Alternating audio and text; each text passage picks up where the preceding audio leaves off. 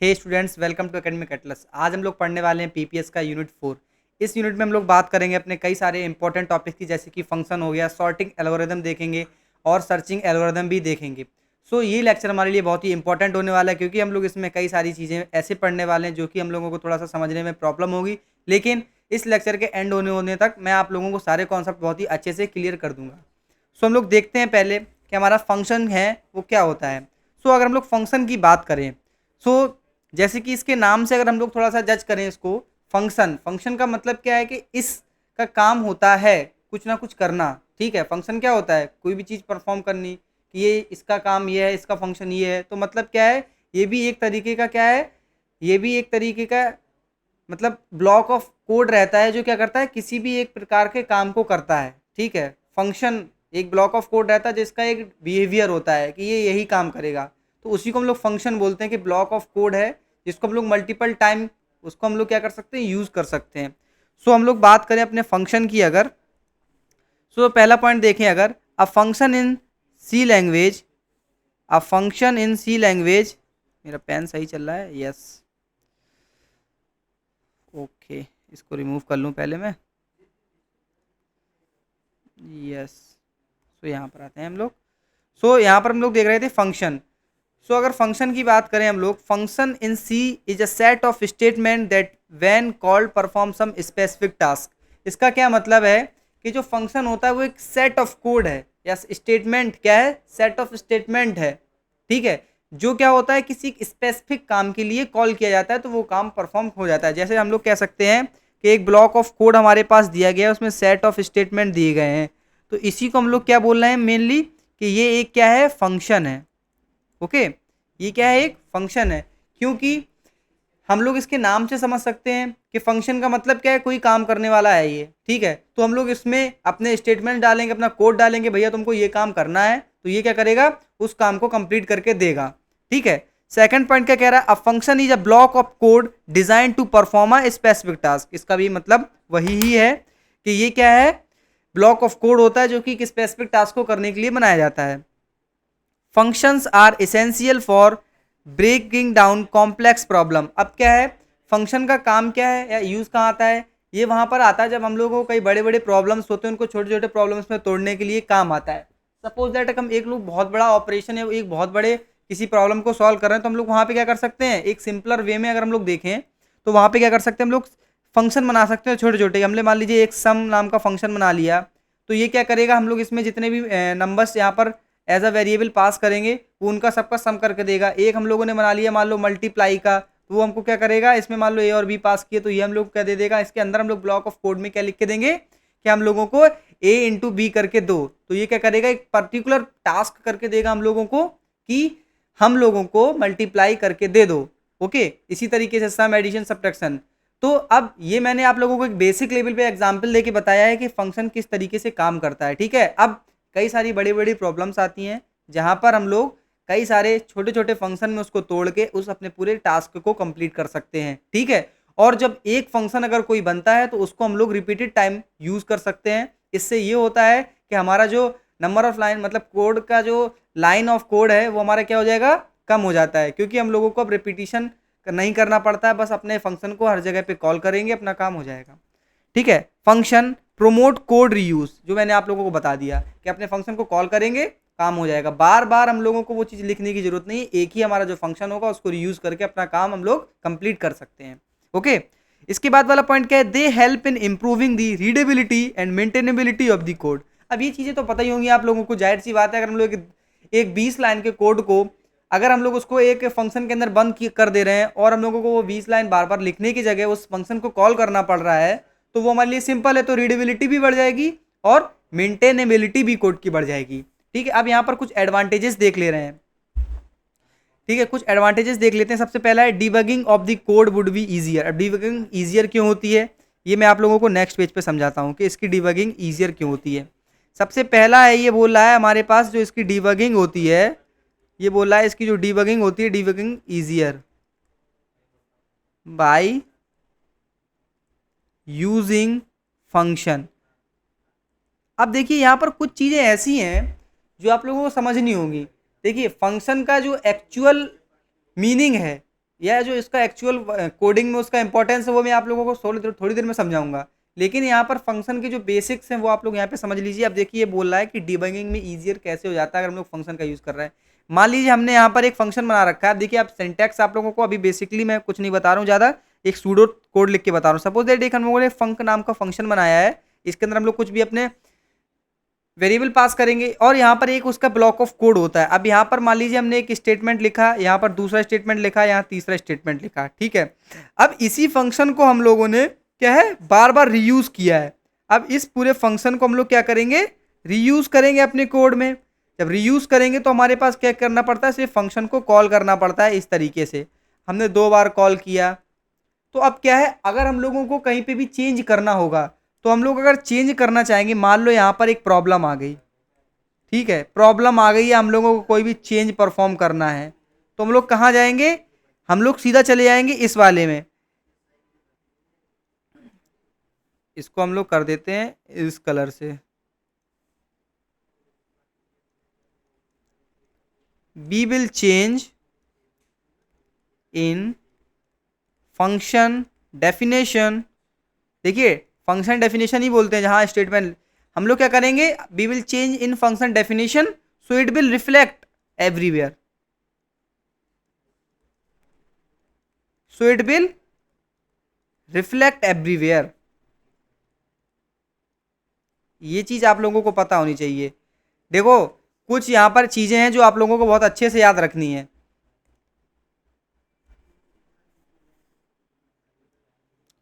अब यहाँ पर क्या था, to improve the readability of the code, ये चीज आप लोगों को पता चल चुकी है। Reduces the size of the code, ये भी पता चल गया है, ठीक है। यहाँ पर 2 बार लिख गया reduce the size of the code, ठीक है, ये एक ही बार है, ये 2 बार लिख गया है। यहाँ पर हम लोग कर सकते हैं reduce the errors in the code, reduce the errors in the code, ये चीज भी इंपॉर्टेंट थी हमारे लिए। सो अब हम लोग चलते हैं अपने नेक्स्ट स्लाइड पे। सो अब आता है हमारे पास कि फंक्शन का सिंटैक्स क्या होता है, एक्चुअली हम उसकी बात करेंगे अब। सो सिंटैक्स क्या है, the syntax of a function can B divided into 3 aspect. यहाँ पर जो सिंटैक्स होता है वो 3 एस्पेक्ट्स में यहाँ पर डिवाइड होता है। सबसे पहला होता है यहाँ पर हमारे पास फंक्शन डिक्लेरेशन। फंक्शन डिक्लेरेशन की बात करेंगे हम लोग। फंक्शन डिक्लेरेशन क्या होता है कि फंक्शन को पहले डिक्लेयर करना पड़ता है हम लोगों को। फिर होता है फंक्शन की डेफिनेशन, मतलब फंक्शन क्या करेगा। यहाँ पर तो हम लोग बताएंगे कि भाई देखो एक फंक्शन बन के तैयार हो चुका है, वहां पर फंक्शन को डिक्लेयर कर दिया। अब फंक्शन डेफिनेशन में क्या होता है कि फंक्शन क्या काम करेगा, और फंक्शन कॉल का क्या मतलब होता है कि भैया देखो हमने उसको डिक्लेयर कर दिया, हमने उसको बता दिया उसको क्या करना है, लेकिन अब भैया आप बताइए कि आप लोगों को उस फंक्शन का यूज कहाँ करवाना है। उसी को बोलते हैं फंक्शन कॉल, कि जहां पर आप फंक्शन कॉल करेंगे वहां पर वो फंक्शन आप लोगों को काम करके देगा। सिंपल। ओके, ये 3 एक्सपेक्ट थे हमारे पास यहाँ पर। इन तीनों एक्सपेक्ट को आप लोगों को ध्यान में रखते हुए काम आगे प्रोसीड करना है। इसको मैं इरेज किए दे रहा हूं, ठीक है। सो अब यहाँ पर फंक्शन डिक्लेरेशन अगर देखें तो फंक्शन डिक्लेरेशन कुछ किस तरीके से होता है। यहाँ पर होता है रिटर्न टाइप, एक रिटर्न टाइप आता है, फिर आता है name of the function. Return type क्या होता है, रिटर्न टाइप हमारे पास यहाँ पर हम लोग देख लेते हैं रिटर्न टाइप का मतलब क्या है।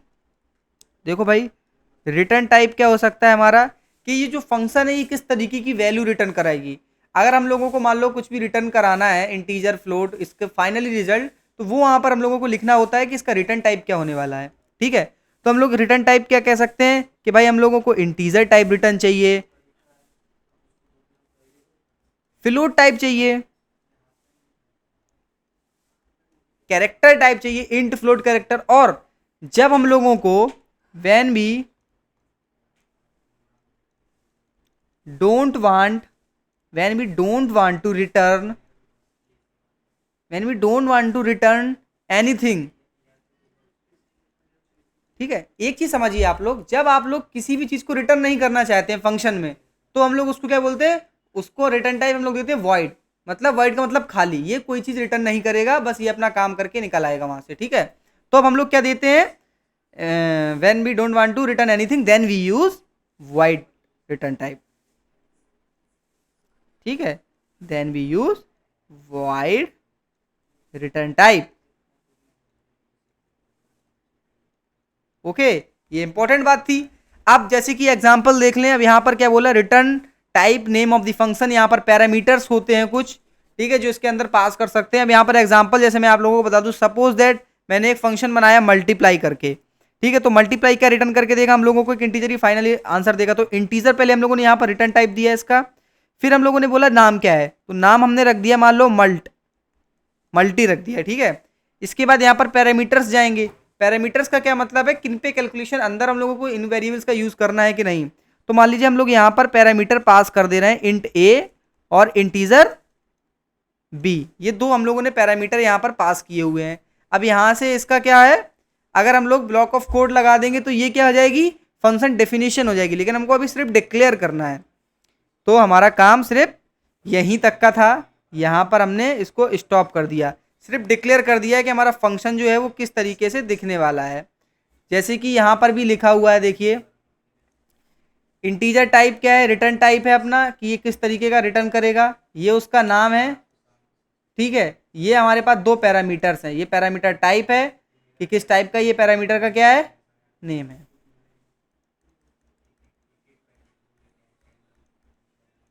ठीक है। इंट सम, इंट ए, इंट बी, ये क्या था हमारे पास, फंक्शन डिक्लेरेशन था। अब फंक्शन डेफिनेशन, फंक्शन डेफिनेशन का मतलब है एक्चुअली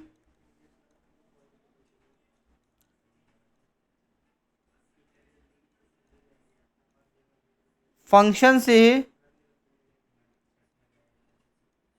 जो कराना है वो बताते हैं,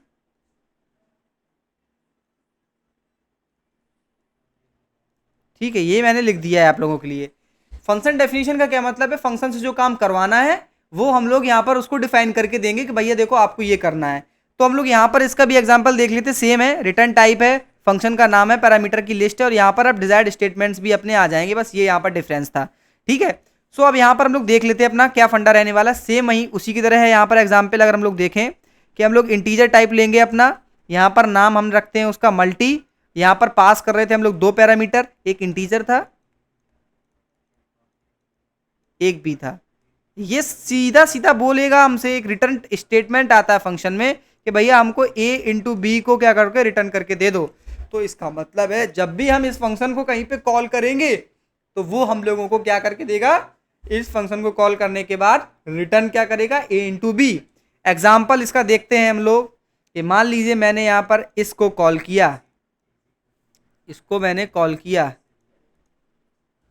ठीक है। यहाँ पर अभी कॉलिंग वाले नेक्स्ट में है, लेकिन कॉलिंग बता रहा हूँ। यहाँ पे हम लोग कॉल कैसे करेंगे, यहाँ पर कि भैया मल्टी, आप हमसे एक इंटीजर ए ले लो 5 और एक इंटीजर ले लो बी, सॉरी बी नहीं, एक इंटीजर ले लो 6, ठीक है। ये हमने कॉलिंग कर दी।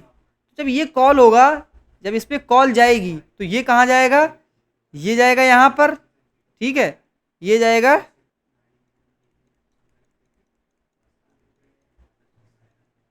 इट विल गो हेयर, ठीक है। यहाँ पर ये यहाँ पर वैल्यू पास होगी क्या, 5, और यहाँ पर क्या जाएगा 6। फिर यह क्या बोल रहा है फंक्शन, जैसे ये 5 और 6 जाएगा इसके अंदर, ये क्या बोल रहा है, रिटर्न करके दे दो एक में भी। तो यहाँ पर जो हमारा आउटपुट है वो हम लोगों को अगर बोले तो क्या मिलने वाला है, 5 इंटू 6 इक्वल टू 30, क्योंकि ये रिटर्न करेगा।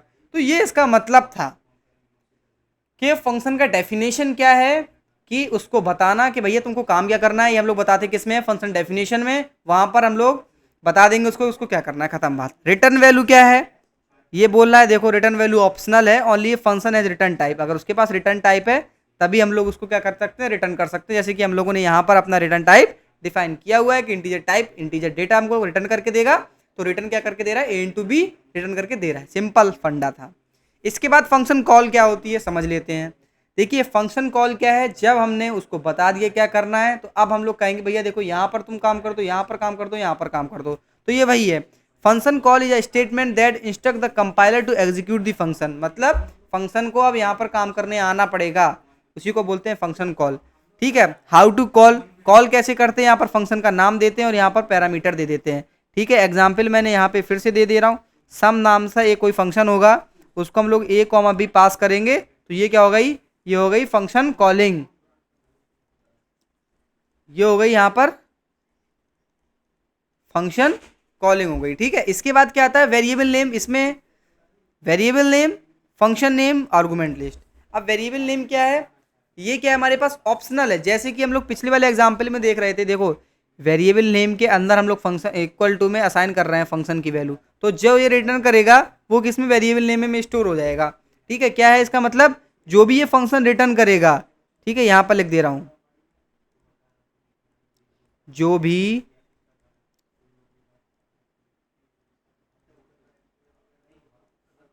ये फंक्शन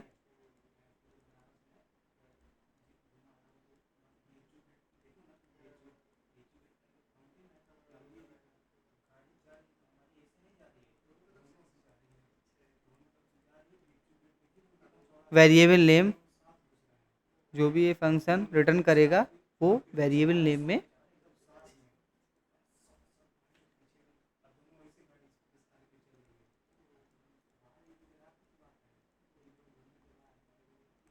ठीक है, समझ आ गया आप लोगों को यहां तक। अब फंक्शन कॉल हो गया। अब हम लोग देखेंगे टाइप ऑफ फंक्शन, कितने तरीके के फंक्शन होते हैं। हम लोगों को बेसिकली फंक्शन समझ में आ चुका होगा। एक स्लाइड पे मैं आप लोगों को एक पूरा फंक्शन बना के दिखा दे रहा हूँ। सपोज दैट हम लोगों को एक सम नाम का फंक्शन बनाना था, तो 2 नंबर को ऐड करके देता है।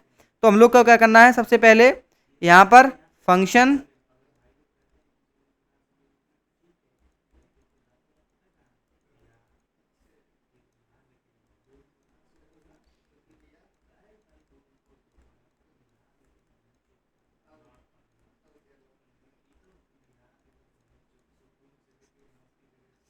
Function declaration. ठीक है, तो फंक्शन डेक्लेरेशन कैसे करेंगे, इंट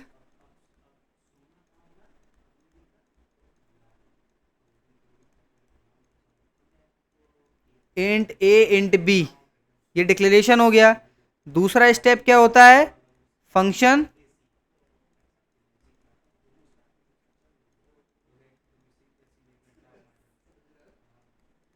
ये है हमारा फंक्शन डेफिनेशन।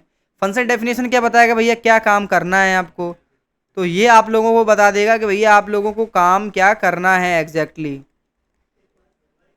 ठीक है, तो यहाँ पर मैं लिख दे रहा हूँ रिटर्न क्या करके देगा, ए प्लस बी आप लोग यहाँ पर रिटर्न कर दीजिए। इसके बाद थर्ड स्टेप क्या रहता है हमारा, फंक्शन कॉल। तो ये हमारे पास क्या करके देगा कि भैया फंक्शन कॉल कर दो।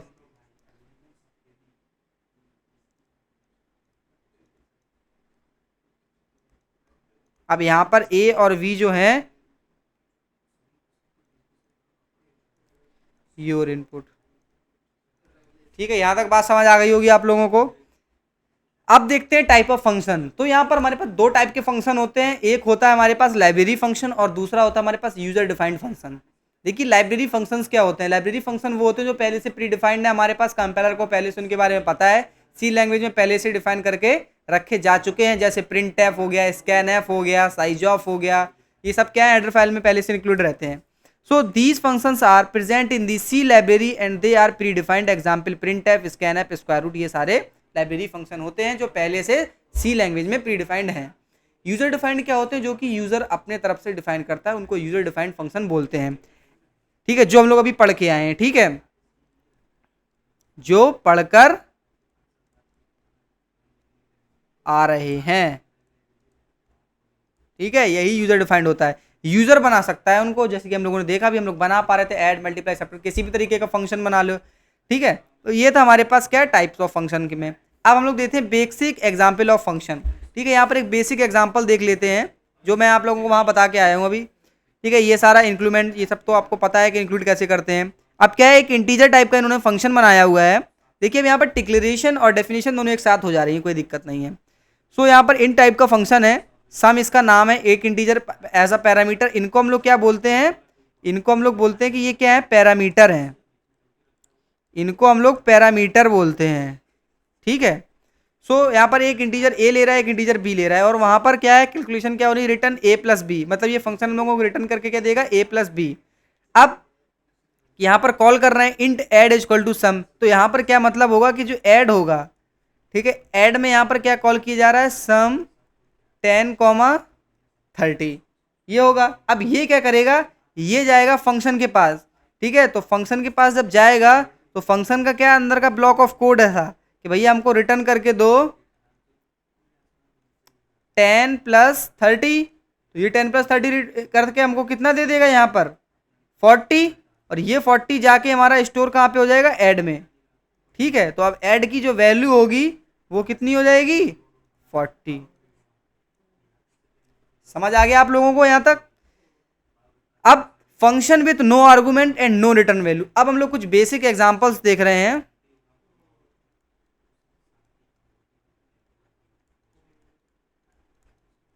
बेसिक एग्जांपल्स यहां पर देख रहे हैं, functions with no arguments and no return value. अब ऐसे फंक्शन देखेंगे जिसमें कोई आर्गुमेंट भी नहीं होता और कोई रिटर्न वैल्यू भी नहीं होती। एग्जांपल वाइड है, वाइड का क्या मतलब है कि this function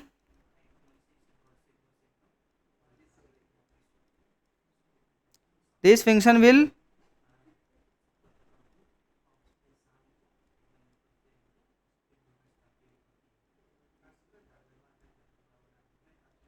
this function will not return anything. Okay, यहां तक बात क्लियर हो गई। सो यहां पर क्या है, ये बोला प्रिंट ग्रीटिंग। ठीक है, यहां पर नो आर्गुमेंट है, देखिए ग्रीटिंग के अंदर कोई भी आर्गुमेंट नहीं दिया हम लोगों ने। ठीक है, यहां पर क्या है, हमारे पास कोई भी आर्गुमेंट नहीं है। अब क्या बोल रहा है, ये प्रिंट करके दे दो हेलो। तो ये हम लोगों ने अपना फंक्शन डिफाइन करके रखा हुआ है कि भैया इसका नाम हमने रखा है प्रिंट ग्रीटिंग, इसके अंदर ये क्या करके देगा, हेलो वर्ल्ड प्रिंट करके देगा।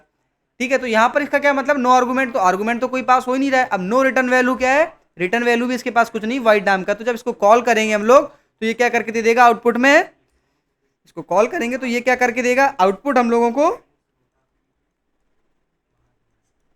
ठीक है, आउटपुट क्या देगा हम लोगों को,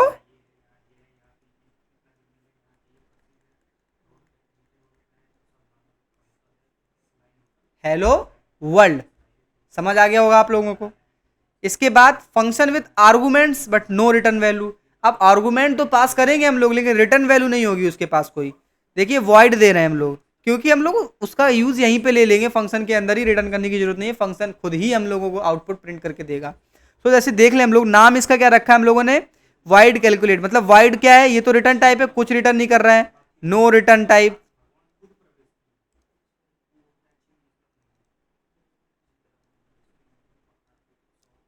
नो रिटर्न टाइप। ठीक है, अब ये क्या है, दो पैरामीटर ले रहा है, एक लेंथ ले रहा है, एक विड्थ ले रहा है। तो लेंथ और विड्थ हम लोगों ने दो इंटीजर बना दिए। सॉरी। इसके बाद क्या है, हम लोगों ने इसको एक एरिया नाम के वेरिएबल में क्या बोल दिया कि भैया लेंथ और विड्थ का मल्टीप्लीकेशन करके दे दो। तो ये क्या बोलेगा कि भैया एक एरिया है, पहले हम लोगों को यहाँ पर मान लो कोई लेंथ आया कोई विड्थ आया। ठीक है, मान लो यहाँ पर 5 आया लेंथ और 6 आया विड्थ। तो ये क्या करेगा कि भैया 5 × 6 करो और इसको किस में स्टोर कर दो, एरिया में। ठीक है, तो ये वही चीज़ है, फिर प्रिंट करा दे रहे हैं हम लोग किसको, एरिया को अपने। ठीक है, किसको प्रिंट करा दे रहे हैं, एरिया को। तो ये था हमारा फंक्शन। फंक्शन का काम क्या है, ये दो वैल्यूज लेगा, उनको आपस में मल्टीप्लाई करके स्टोर कर देगा एरिया में और एरिया को प्रिंट करा देगा। ठीक है, अब सपोज दैट यहाँ पर आते हैं मेन फंक्शन के अंदर। तो एल हमने 5 लिया है, डब्ल्यू हमने 10 लिया है। अब इसको हम लोगों ने फंक्शन में एज अ पैरामीटर पास किया है, एल और डब्ल्यू। तो यहाँ पर हमारे पास एल का वैल्यू 5 है, डब्ल्यू का वैल्यू 10 है। ठीक है, जब फंक्शन के अंदर जाएगा मामला तो यहाँ पर एल इंटू डब्ल्यू क्या हो जाएगा हमारे पास 50। ठीक है, इस किस में स्टोर कर देंगे, एरिया में। तो एरिया 50 हो गया, इसी को क्या करा रहे हैं हम लोग यहाँ पर प्रिंट रहेगा। ओके, अब function with no argument and a return value. ठीक है, अब इसमें क्या है, आर्गुमेंट कोई नहीं है लेकिन रिटर्न वैल्यू है। अब आर्गुमेंट कुछ नहीं है लेकिन रिटर्न वैल्यू क्या है 40 है। ठीक है, तो ये सिंपल सी चीज है कि यहाँ पर हम लोग क्या कर रहे हैं, आर्गुमेंट कोई नहीं ले रहे हैं, मतलब दे देखो यहाँ पर नो आर्गुमेंट्स हैं।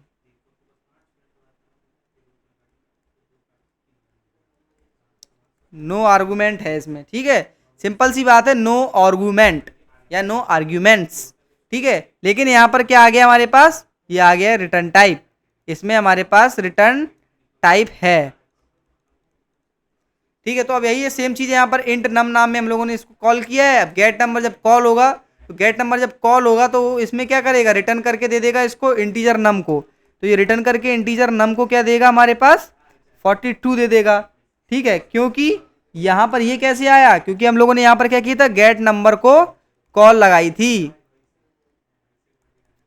समझ आ गया आप लोगों को, और इसी को प्रिंट कर देंगे। अब function with argument and return value. अब यहां पर क्या है, आर्गुमेंट भी ले रहा है और रिटर्न भी कर ले रहा है। ठीक है, क्या कर रहा है, आर्गुमेंट भी ले रहा है और रिटर्न भी कर रहा है। समझ आ गया होगा आप लोगों को। मैं आप लोगों को एक चीज़ बताऊं, ठीक है, मैं आप लोगों से थोड़ा थोड़ा फनी लैंग्वेज यूज़ क्यों कर देता हूँ, ताकि आप लोगों को थोड़ा सा अच्छा लगे। ठीक है, तो लेक्चर क्या है, बहुत ही ज़्यादा इंटरेस्टिंग नहीं है अभी। इंटरेस्टिंग कब होगा, जब थोड़ा सा हंसी मजाक होता रहेगा। ठीक है, अब हम लोग देखते हैं अपने फंक्शन को, जहाँ पर हमारे पास क्या है, आर्गूमेंट भी जाएगा और रिटर्न वैल्यू भी आएगा। तो आर्गूमेंट तो यहाँ पर जा चुके हैं, ये दो आर्गूमेंट्स हैं, और रिटर्न टाइप भी मिल चुका है, इंटीजर है। तो इतना तो कंफर्म है कि ये हमारे पास रिटर्न करेगा एक इंटीजर नाम की वैल्यू को, या सॉरी इंटीजर टाइप की वैल्यू को। सो इसने रिटर्न करके भी दे दिया x प्लस वाई को। तो दो वेरिएबल ले रहे हैं और रिटर्न x प्लस वाई कर रहे हैं। इसका मतलब क्या है, पास भी कर रहे हैं हम लोग वैल्यूज को एज अ पैरामीटर। मतलब क्या है, पैरामीटर भी पास हो रहे हैं, पैरामीटर भी पास किए हैं और पैरामीटर भी पास किए हैं और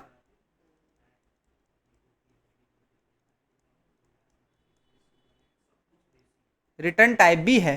ठीक है, ये था हमारा इस फंक्शन में, कुछ नहीं है, सिमिलर फंक्शन है, एडिशन हो रहा है। अब यहाँ पर कुछ टेक्निक्स होती हैं, जैसे कि पैरामीटर पासिंग टेक्निक्स इन सी। यहाँ पर टेक्निक्स क्या होती है कि पैरामीटर को हम लोग फंक्शन में पास कैसे करते हैं, वो हमारे पास दो तरह की टेक्निक्स होती हैं, उनकी बात करेंगे हम लोग अभी।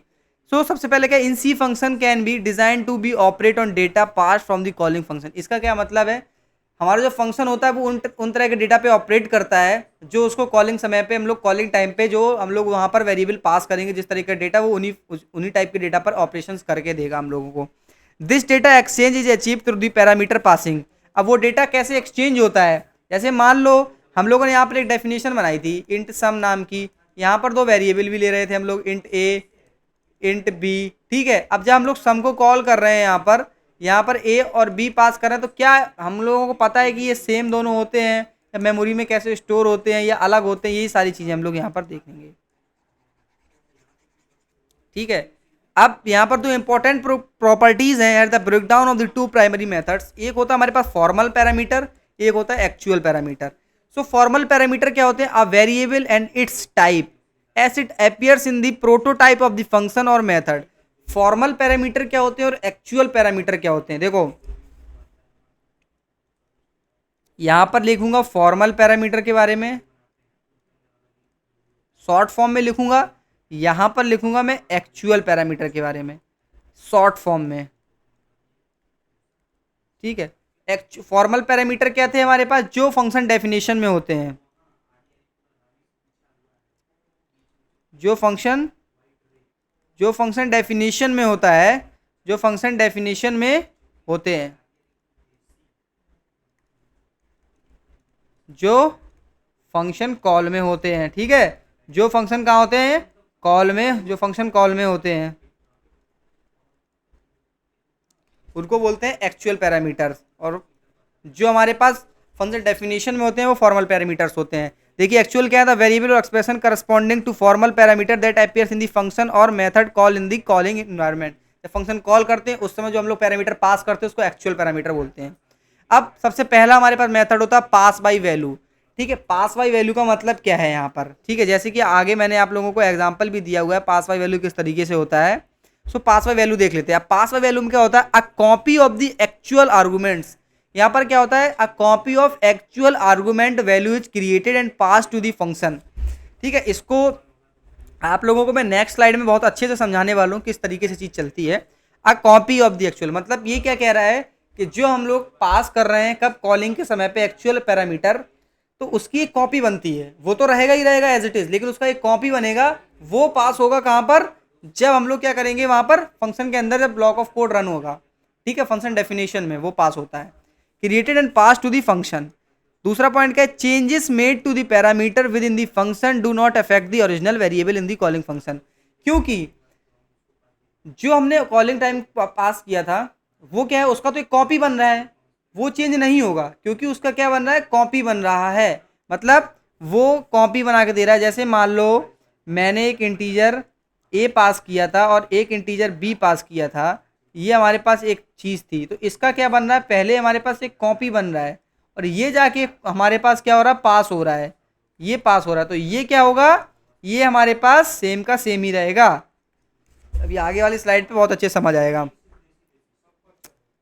This is suitable for primitive data types, ये बोला है प्रिमिटिव डेटा टाइप के लिए सुटेबल होता है integer floats, where you don't want to the function to modify the original data, जहां पर हम लोग नहीं चाहते हैं कि फंक्शन जो है वो हमारे ओरिजिनल डेटा में चेंजेस कर दे। ठीक है, अभी इसका मतलब अगले स्लाइड में आप लोगों को समझ आएगा। यहाँ से समझ आ गया होगा कि पास वाई वैल्यू का मतलब ये होता है जब हम लोग फंक्शन कॉल करते हैं उस समय जो पैरामीटर पासिस करते हैं उसकी एक कॉपी बनती है और वो कॉपी जाके हम लोग फंक्शन को दे देते हैं, उसको पास बाई वैल्यू होते हैं, और जो हमारे एक्चुअल पैरामीटर्स होते हैं उन पे कोई फर्क नहीं पड़ता है, हम लोग फंक्शन में कुछ भी करते रहें। ठीक है, अब देखिए क्या होता है यहाँ पर। सपोज दैट हमने यहाँ पर एक फंक्शन कॉल किया जो यहाँ पर हो रहा है। ठीक है, ये फंक्शन कॉल किया वेल1 वेल2 नाम से एक कॉल किया, यहाँ पर हम लोगों ने एक वेल1 और वेल2 में एक वैल्यू दे दी 10 और 15। ठीक है, अब क्या होगा, ये दो पैरामीटर्स हैं हमारे पास। देखो इनको मैं और अच्छे से आप लोगों को समझाने की कोशिश करता हूँ, एक सेकंड, जब चीज़ें हो रही हैं तो अच्छे से ही हो जाएं फिर।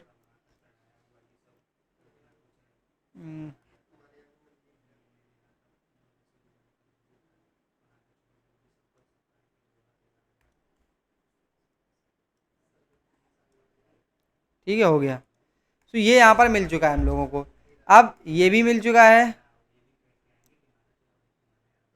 ये। सो हम लोग यहाँ पर क्या बोल रहे हैं कि हमारे पास दो वैल हैं, एक ये 10 है और एक ये 15 है। ये क्या है हमारे पास, ये है वेल1 और ये है वेल2। ठीक है, अब इसका क्या बनेगा,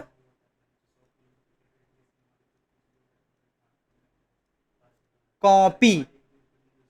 ठीक है, क्या बन रहा है, कॉपी। समझ आ गया होगा।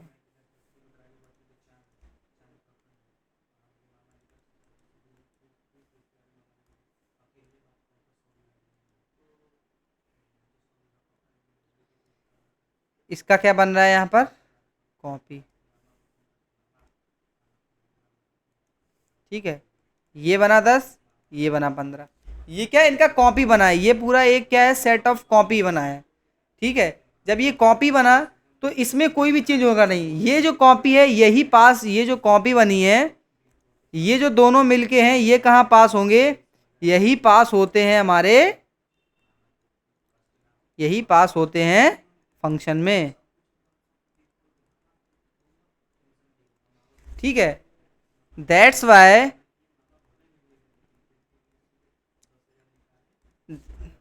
That's why that's why actual parameter does not change. ठीक है, इसीलिए एक्चुअल पैरामीटर चेंज नहीं होता क्योंकि इनका कॉपी बनता है। जैसे यहाँ पर बताया जा रहा है फंक्शन को कॉल किया 10 और 15, इनका यहाँ पर कॉपी बना है, वो यहाँ पर पास हुए हैं, इनकी वैल्यू चेंज नहीं होगी। समझ आ गया होगा आप लोगों को। ठीक है, इसके बाद यहाँ पर लिखा हुआ है इसका कोड, पास बाय वैल्यू किस तरीके से होती है। ठीक है, सो हम लोगों ने यहाँ पर एक इंक्रीमेंट बाय वैल्यू से एक फंक्शन बनाया हुआ है जिसमें हम लोग पास बाय वैल्यू कर रहे हैं। ठीक है, सो यहाँ पर क्या है, नम प्लस प्लस कर रहे हैं। नम प्लस प्लस का मतलब क्या होता है, इसका मतलब होता है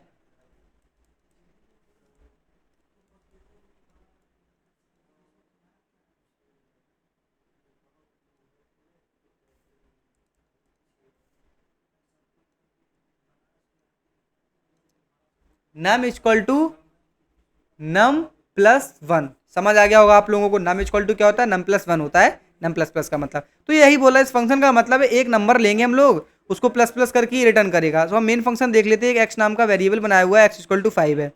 तो यहाँ पर देख लेते हैं हम लोग क्या है, एक्स इक्वल टू 5 है, प्रिंट क्या कर दो, एक्स कर दो बिफोर पासिंग। ठीक है, तो बिफोर पासिंग हम लोग यहाँ पर एक बना ले रहे हैं सिनेरियो बिफोर। तो बिफोर एक्स की वैल्यू क्या है हमारे पास, 5 है। अब क्या, इंक्रीमेंट बाय वैल्यू एक्स। तो इंक्रीमेंट बाय वैल्यू अगर हम लोग करते हैं तो ये यहां पर जाएगा एक्स। ठीक है, ये एक्स यहां पर जाएगा, इस फंक्शन के अंदर जाएगा एक्स। तो एक्स जब जाएगा और यहां पर क्या हो जाएगा, एक्स प्लस प्लस। लेकिन जो हमारे पास क्या है, एक्स जाने वाला है वो क्या जाएगी, उसकी एक एक्चुअल वैल्यू पास होती है। ठीक है, पास बाय वैल्यू में क्या होती है, एक्चुअल वैल्यू पास होती है। यहां पर देख सकते हो कि एक्चुअल वैल्यू पास नहीं होती है। ठीक है, एक कॉपी जाती है। ठीक है, क्या जाएगी, कॉपी जाएगी, एक्स की क्या जाएगी, एक कॉपी बनेगी, एक्स की कॉपी यहाँ पर पास हो जाएगी। ठीक है, जब एक्स की कॉपी पास हो जाएगी तो वो नम वो क्या कर देगी, यहाँ पर इंक्रीमेंट कर देगी। देखो एक्स इक्वल टू क्या था, 5 था, अब क्या हो जाएगा, नम इक्वल टू 5, और नम क्या हो रहा है हमारा, प्लस प्लस हो रहा है। ये चीज़ समझ में आनी चाहिए। तो हमारे पास बिफोर भी देखेंगे और आफ्टर भी देखेंगे तो भी हमारा एक्स क्या रहेगा, 5 का 5 ही रहने वाला है। ठीक है, समझ आ गया होगा आप लोगों को। ये यही बोल रहा है, इसका कहने का मतलब यही है कि कॉपी बन जाती है, जो ये एक्चुअल पैरामीटर है एक्स, ये हमारा चेंज नहीं होता है, इट विल नेवर चेंज, खत्म। इसके बाद आता है पास बाई रेफरेंस। देखो पास बाई रेफरेंस का मतलब क्या है, पास बाई रेफरेंस में क्या होता है, जो एक्चुअल पैरामीटर है वो भी चेंज होने लगता है। ठीक है, पास बाई रेफरेंस में ये होता है, the address memory location of the actual argument is passed. अब इसमें क्या करते हैं, सपोज दैट हमारे पास एक आर्गूमेंट था, ठीक है, यहाँ पर 5 स्टोर था, इसका एड्रेस मान लो 20 AB है। तो अब हम लोग क्या कर रहे हैं, ये एड्रेस पास कर देंगे। पहले तो हम लोग ये पास कर देते थे तो इसका कॉपी बन जाता था, लेकिन अब बोल रहे हैं हम लोग उसको कि ये इस एड्रेस पे जो वैल्यू पड़ी है उसके साथ खेल खेलो। तो क्या होगा, अब वो एड्रेस में जाएंगे हमारे पास, जो फंक्शन डेफिनेशन होगी वहां पे जो पास करेंगे तो क्या होगा, अब हमारे पास वो इस वैल्यू की कॉपी नहीं बनाएंगे, अब इस एड्रेस पे। अब एड्रेस पे जब पहुंच गए, किसी के घर पे पहुंच जाओगे तब तो वो इंसान मिल ही जाएगा ना। ठीक है, तो वही है कि जब इस एड्रेस पे पहुंचेंगे हम लोग, तो एड्रेस पे पहुंचने पर हमारे पास क्या होगा कि हम लोगों को हमारा एक्चुअल नंबर मिल जाएगा। ठीक है, कॉपी नहीं मिलेगी, एक्चुअल नंबर मिल जाएगा। तो जो चेंजेस होंगे वो एक्चुअल नंबर पे होने लगेंगे अब। तो यही बोल रहा है, argument is pass to the function using the ampersand. ठीक है, एम्परसेंड लगा के करते हैं, ये क्या होता है, एड्रेस पास करने में हेल्प करता है। Operator before the variable name in the calling function. दूसरा पॉइंट क्या है, the function can directly access and modify the original variable through the pointer. Function क्या होता है, डायरेक्टली एक्सेस कर पाता है और मॉडिफाई कर पाता है ओरिजिनल वेरिएबल को। ठीक है, किन की मदद से, पॉइंटर की मदद से। लास्ट पॉइंट क्या है, this is useful when you want the function to modify the original data. देखो ये सारी चीजें बता रहा है कि पासवर्ड रेफरेंस का काम क्या होता है, क्या नहीं होता है। देखो पासवर्ड रेफरेंस का जो मेन मतलब था वो यही होता है कि यहाँ पर हम लोग एक्चुअली क्या करते हैं कि अपने एक्चुअल पैरामीटर का क्या करते हैं, एड्रेस पास करते हैं। जबकि एड्रेस पास होता है तो हमारे पास ओरिजिनल पैरामीटर पे हम लोग कह सकते हैं एक्चुअल पैरामीटर में चेंजेस होने लगते हैं। ठीक है, अब एग्जाम्पल देखते हैं किस तरीके से है। हम लोगों ने एक इंटीजर बनाया x और एक इंटीजर बनाया y, जिसमें वैल्यूज दे दी। ठीक है, यहाँ पर हम लोग लिख लेते हैं अपने पास कि x इक्वल टू क्या है, हमारे पास 10 है, और y इक्वल टू हमारे पास यहाँ 20 है। ठीक है, अब हम लोगों ने क्या किया, स्वैप किया है एम्परसेंट x और एम्परसेंट y। इसका क्या मतलब है, हम लोग यहाँ पर एड्रेसेस को पास कर रहे हैं। ठीक है, यहाँ एड्रेस पास कर रहे हैं। और पॉइंटर क्या होता है, देखो जो पॉइंटर होते हैं ये क्या करते हैं, एड्रेस स्टोर करते हैं, एड्रेस स्टोर करते हैं। देखो इस कलर से लिखने में फिर प्रॉब्लम हो जाएगी।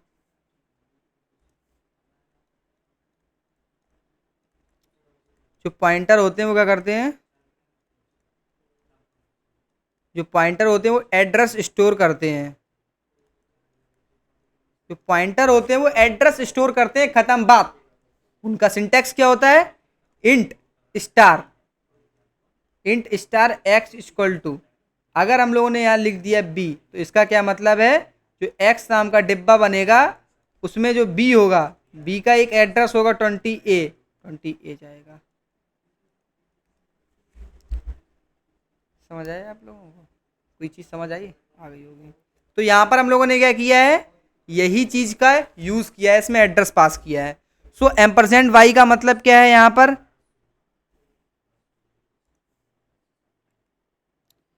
एम्परसेंट वाई और एम्परसेंट एक्स, इनका मतलब क्या है कि इनके address, address of x, address of y. ठीक है, तो यहां पर हम लोगों ने एड्रेस पास किया और यहां पर क्या बन रहा है, integer pointer a, integer pointer b. जब इंटीजर पॉइंटर ए और बी बन रहा है तो यहां पर क्या स्टोर हो जाएगा, सपोज दैट यहां पर इसका एड्रेस हम लोगों ने 20A माना है और इसका एड्रेस हम लोगों ने 20B माना है। तो यहाँ पर 20A पास हो जाएगा और यहाँ पर 20B पास हो जाएगा। ठीक है, इसमें ये पास हो गया। अब यहाँ पर हम लोग क्या कर रहे हैं, स्वैप करना है वैल्यूज को। तो क्या है, एक एक्स्ट्रा वेरिएबल बना लिया टेम्प। कैसे स्वैप करते हैं, जब स्वैप करना होता है ए और बी को करना है, एक एक्स्ट्रा वेरिएबल टेम्प बना लेंगे, इसमें ए को डाल दो। जब इसमें ए को डाल दिया तो बी में क्या करो, या ए में क्या करो, बी को डाल दो। ठीक है, उल्टा कर दिया। टेम्प में ए को डाल दिया, ए को क्या, ए में क्या करो, बी को डाल दो। जब ए में बी को डाल दिया है तो अब क्या करना है, टेम्प में या बी में क्या डाल दो, टेम्प डाल दो। ए को बी में डाल दिया, बी को ए में डाल दिया, तो बी में हम लोग क्या कर सकते हैं, टेम्प में डाल देंगे। यहाँ पर वैल्यू स्वैप, तो यही वही यहाँ पर भी वही हो रहा है कि टेम्प में क्या कर रहे हैं, इंटीजर पॉइंटर ए। अब इंटीजर पॉइंटर ए का मतलब क्या है कि ए के एड्रेस पे जाओ, ए के अंदर जो एड्रेस है, ए के एड्रेस पे, ए के अंदर जो एड्रेस है उस पे जो वैल्यू है वो उठा कर लाओ हमारे पास। ठीक है, देखो जब पॉइंटर पास करते हैं, पॉइंटर पास करने का मतलब क्या होता है, पॉइंटर पास करने का मतलब यही होता है कि जो हम लोगों ने ये चीज़ यूज़ की है, यहाँ पर एक लाइन खींच लेता हूँ, जो हम लोगों ने ये यूज़ किया है इसका मतलब क्या है, इसका मतलब ये है कि ए में जो एड्रेस है, मतलब जो ए में एड्रेस है 20A, इस एड्रेस पे जाओ, इस एड्रेस में गए हम लोग, ये 20A है, इसकी वैल्यू को लेकर आओ, यहाँ पर क्या पड़ा हुआ है, इस वैल्यू पर 10, तो इसका मतलब ये है। तो ये हम लोगों को क्या देगा फाइनली, इंटीजर ए हमको देगा फाइनली 10 देगा। तो समझ आ गया होगा आप लोगों को। तो इस तरीके से क्या होगा, अब यहां पर ये जब स्वैपिंग करेगा तो क्या करेगा, ये इस एड्रेस पे चीजें चेंज होंगी। अब क्योंकि एड्रेस पास हुआ है तो ये एड्रेस पे चेंज हो जाएगा। तो जब कोई चीज यहां पर चेंज हो जाएगी, सपोज दैट हम लोग इसमें अब जब वो कॉल कर देगा तो यहाँ पर हम लोग मान लो 20 कर देंगे तो ये स्वैप हो जाएगी चीज़। तो यही चीज़ यहाँ पर मैं आप लोगों को बताने की कोशिश कर रहा हूँ कि पॉइंटर का मतलब होता है कि एड्रेसेस के या मेमोरी लोकेशंस पे जाकर चीज़ों के साथ खेलना। ठीक है, तो यही चीज़ थी, ये चीज़ समझ आ गई होंगी आप लोगों को कि पास बाई रेफरेंस और पास बाई वैल्यू में क्या डिफरेंस होता है। एक बार मैं आप लोगों को फिर से बता दे रहा हूँ, सुन लीजिएगा। पास बाई वैल्यू में क्या होता है, जो हमारे एक्चुअल पैरामीटर होते हैं उनकी कॉपी बनती है। एक्चुअल पैरामीटर चेंज नहीं होते, हम लोग कुछ भी फंक्शन में अपने चेंजेस करते रहे उन पैरामीटर्स को लेके, लेकिन वो हमारी कॉपी जाती है वहां पर।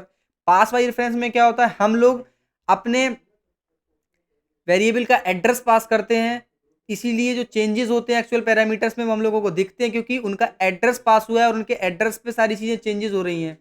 ठीक है, समझ गए होंगे आप लोग। इसके बाद आता है डिफरेंस बिटवीन। देखिए ये इंपॉर्टेंट है एग्जाम पॉइंट ऑफ व्यू से, ये क्या है, इंपॉर्टेंट है एग्जाम पॉइंट ऑफ व्यू से। ठीक है, अब यहाँ पर डिफरेंसेस बोले गए हैं कॉल बाई वैल्यू और कॉल बाई रेफरेंस में। आर्गूमेंट पासिंग, यहाँ पर देखो क्या होता है, आर्गूमेंट पासिंग की बात करेंगे, यहाँ पर कॉपी पास होती है, यहाँ पर क्या होता है, एड्रेस पास होता है। इसी चीज़ तो पता ही होंगी आप लोगों को। यहाँ पर क्या है, आर्गूमेंट पासिंग में कॉपी पास हो रही है, यहाँ पर क्या हो रहा है, एड्रेस पास होता है।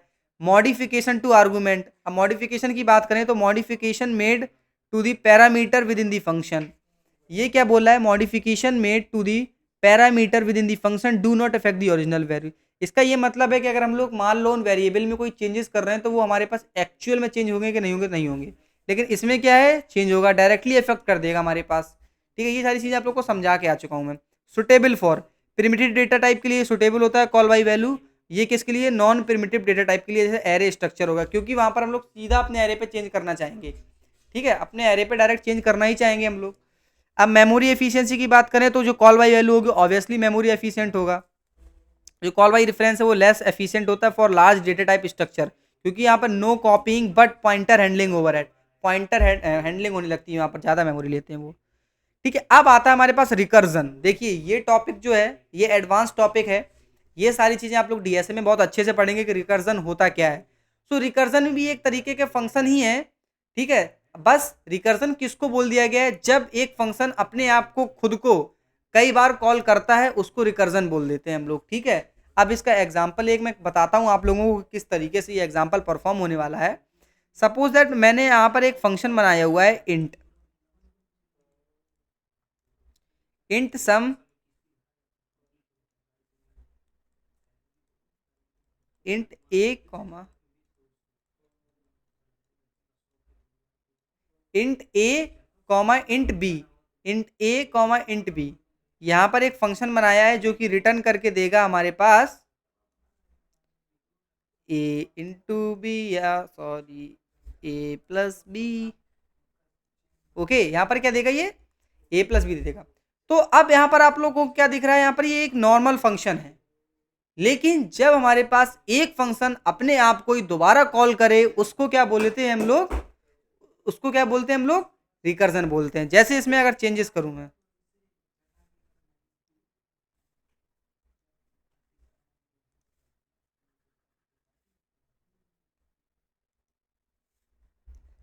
ये ए प्लस बी किया हुआ है यहाँ पर। तो इसी को हम लोग क्या कर रहे हैं कि हम दोबारा यहाँ पर कॉल कर देंगे सी कॉमा डी के लिए। तो ये क्या हो गया हमारे पास, एक रिकर्जन हो गया। ये क्या है, फंक्शन ने खुद को कॉल कर लिया दोबारा।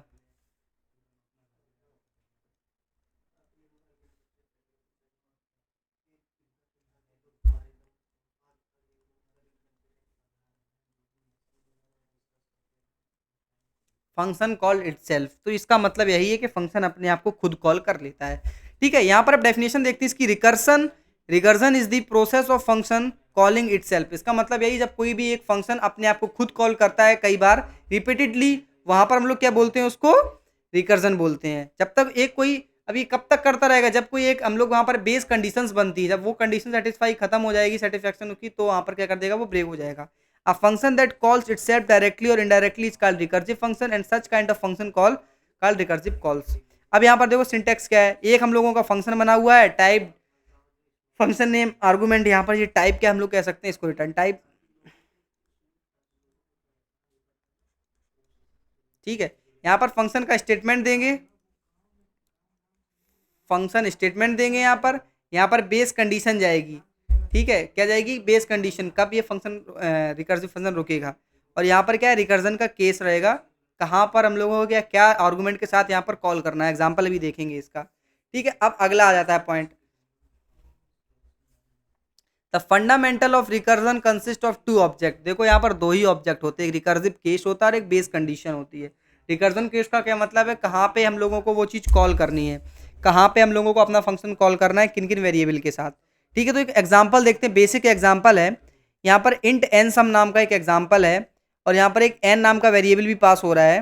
तो ये क्या बोलना चाह रहा है कि if n equal to zero, जब एन की वैल्यू जीरो होगी तो रिटर्न कर दो जीरो। ठीक है, जब एन की वैल्यू जीरो हो जाए तो रिटर्न कर दो जीरो। आप बात को समझिएगा, कॉन्सेप्ट समझिएगा, ये क्या बोल रहा है, जब एन इक्वल टू जीरो हो जाए तो हमको रिटर्न कर दो जीरो। ये हमारी क्या है, बेस कंडीशन है इसकी। ठीक है, मतलब यहाँ पर ये फंडा खत्म हो जाएगा। अब यहाँ पर रिजल्ट क्या है, n plus n into n sum n minus one. ये क्या है, रिकर्सिव केस है। रिकर्सिव केस कैसे है, मान लो मैंने आप लोगों को पास करके दिया यहाँ पर एक फंक्शन में, मान लो 20 पास करके दिया मैंने। अब ये क्या बोल रहा है, 20 इसमें जाएगा, ये चेक करेगा, नहीं है। अब int result equal to n, n क्या है 20 है, plus sum n minus one. तो इस यहाँ पर क्या होगा देखेंगे हम लोग, तो 20 plus n minus one, n minus one क्या 19, 19 इसमें जाएगा। ठीक है, 19 इसमें जाएगा, अब वो वहाँ पे चलता रहेगा। तो इसका कहने का क्या मतलब है, एन नंबर ऑफ सम तक वहाँ सबका सम निकल जाए। तो जब यहाँ पर 19 में जाएगा वो, तो यहाँ पर ये फंक्शन की स्पेस छूट जाएगी, अब वो 19 वाला चलने लगेगा। जब 19 वाला चलेगा तो 19 यहाँ जाएगा, यहाँ वाला फंडा चलने लगेगा। ठीक है, इसी तरीके से ये सारा सिस्टम चलता रहेगा। अब इस चीज़ को मैं आप लोगों को नेक्स्ट पेज पे इसका एग्जाम्पल करके बताता हूँ, एक सेकेंड, वही वाले का, पिछले वाले का। ठीक है, मान लो हम लोगों ने यहाँ पर एन की वैल्यू 20 दे दी थी, एन की वैल्यू हम लोगों ने 20 नहीं दी, 10 देते हैं हम लोग। एन की वैल्यू हम लोगों ने 10 दे दी, एन इक्वल टू 10 दे दिया। ठीक है, तो जब एन इक्वल टू 10 दे दिया है तो यहाँ पर जो हमारा रिजल्ट होगा, ठीक है, रिजल्ट क्या रहेगा, 10 प्लस यहाँ पर फंक्शन कॉल होगा। ठीक है, 9 के लिए फंक्शन कॉल होगा।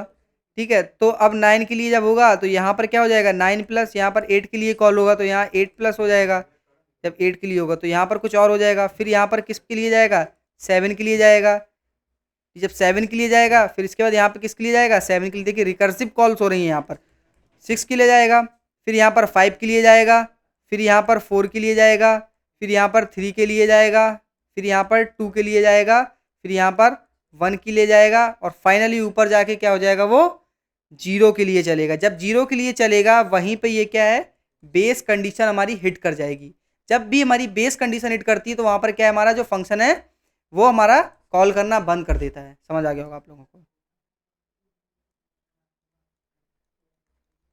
Base condition heated. ठीक है, रिकर्सिव कॉल क्या हो जाएंगी, स्टॉप हो जाएंगी। जब ये 0 आएगा तो ये 0 इधर आएगा, इन दोनों का रिजल्टेंट 1, ये 1 इधर, ये क्या है, रिवर्स कंडीशन चलने लगेगी। अब हमारे पास ये 0 इधर आएगा, फिर ये हमारे पास 1 जो है इनका सम इधर आ जाएगा, 2 और 1 3, ये हमारे पास इधर आ जाएगा, 3 और 3 6, ये हमारे पास इधर आ जाएगा, 6 4 10, ये 10 इधर आ जाएगा, 10 प्लस 15, 15 इधर आ जाएगा, 15 6 21, 21 इधर आ जाएगा। तो ये क्या है, रिकर्जन इस तरीके से वर्क करता है, आप लोगों को मैंने समझा दिया है। ठीक है, अब यहां पर क्या चीजें आ रही हैं, C program for calculating factorial using recursion. अब क्या है, फैक्टोरियल कैलकुलेट करना है हम लोगों को।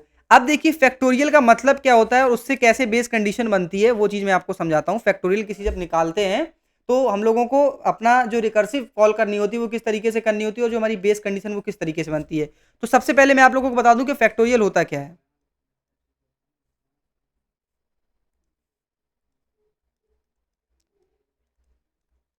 फैक्टोरियल क्या होता है, देखो फैक्टोरियल क्या होता है, एन फैक्टोरियल का वैल्यू मतलब बता दूं मैं। एन फैक्टोरियल का मतलब होता है कि 1 से लेके हम लोग एन एन तक जो भी अपने नेचुरल नंबर से उनको मल्टीप्लाई करते हैं। ठीक है, 1 इंटू 2 इंटू 3 इंटू 4 इंटू 5, ये अप टू कहाँ तक चलता रहेगा, एन तक। ये होता है फैक्टोरियल का मतलब। ठीक है, और जीरो फैक्टोरियल जो होता है उसकी वैल्यू क्या होती है, हमारे पास 1 होती है। यहाँ तक आप लोगों को सिस्टम फंडा समझ में आ गया होगा कि फैक्टोरियल एग्जैक्टली होता क्या है।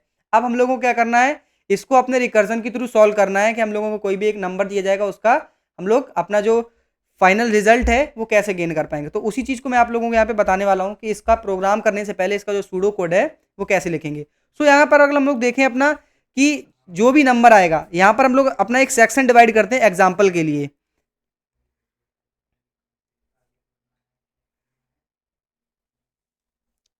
ठीक है, n factorial 1 into 2 into 3 into 4 into 5। समझ आ गया,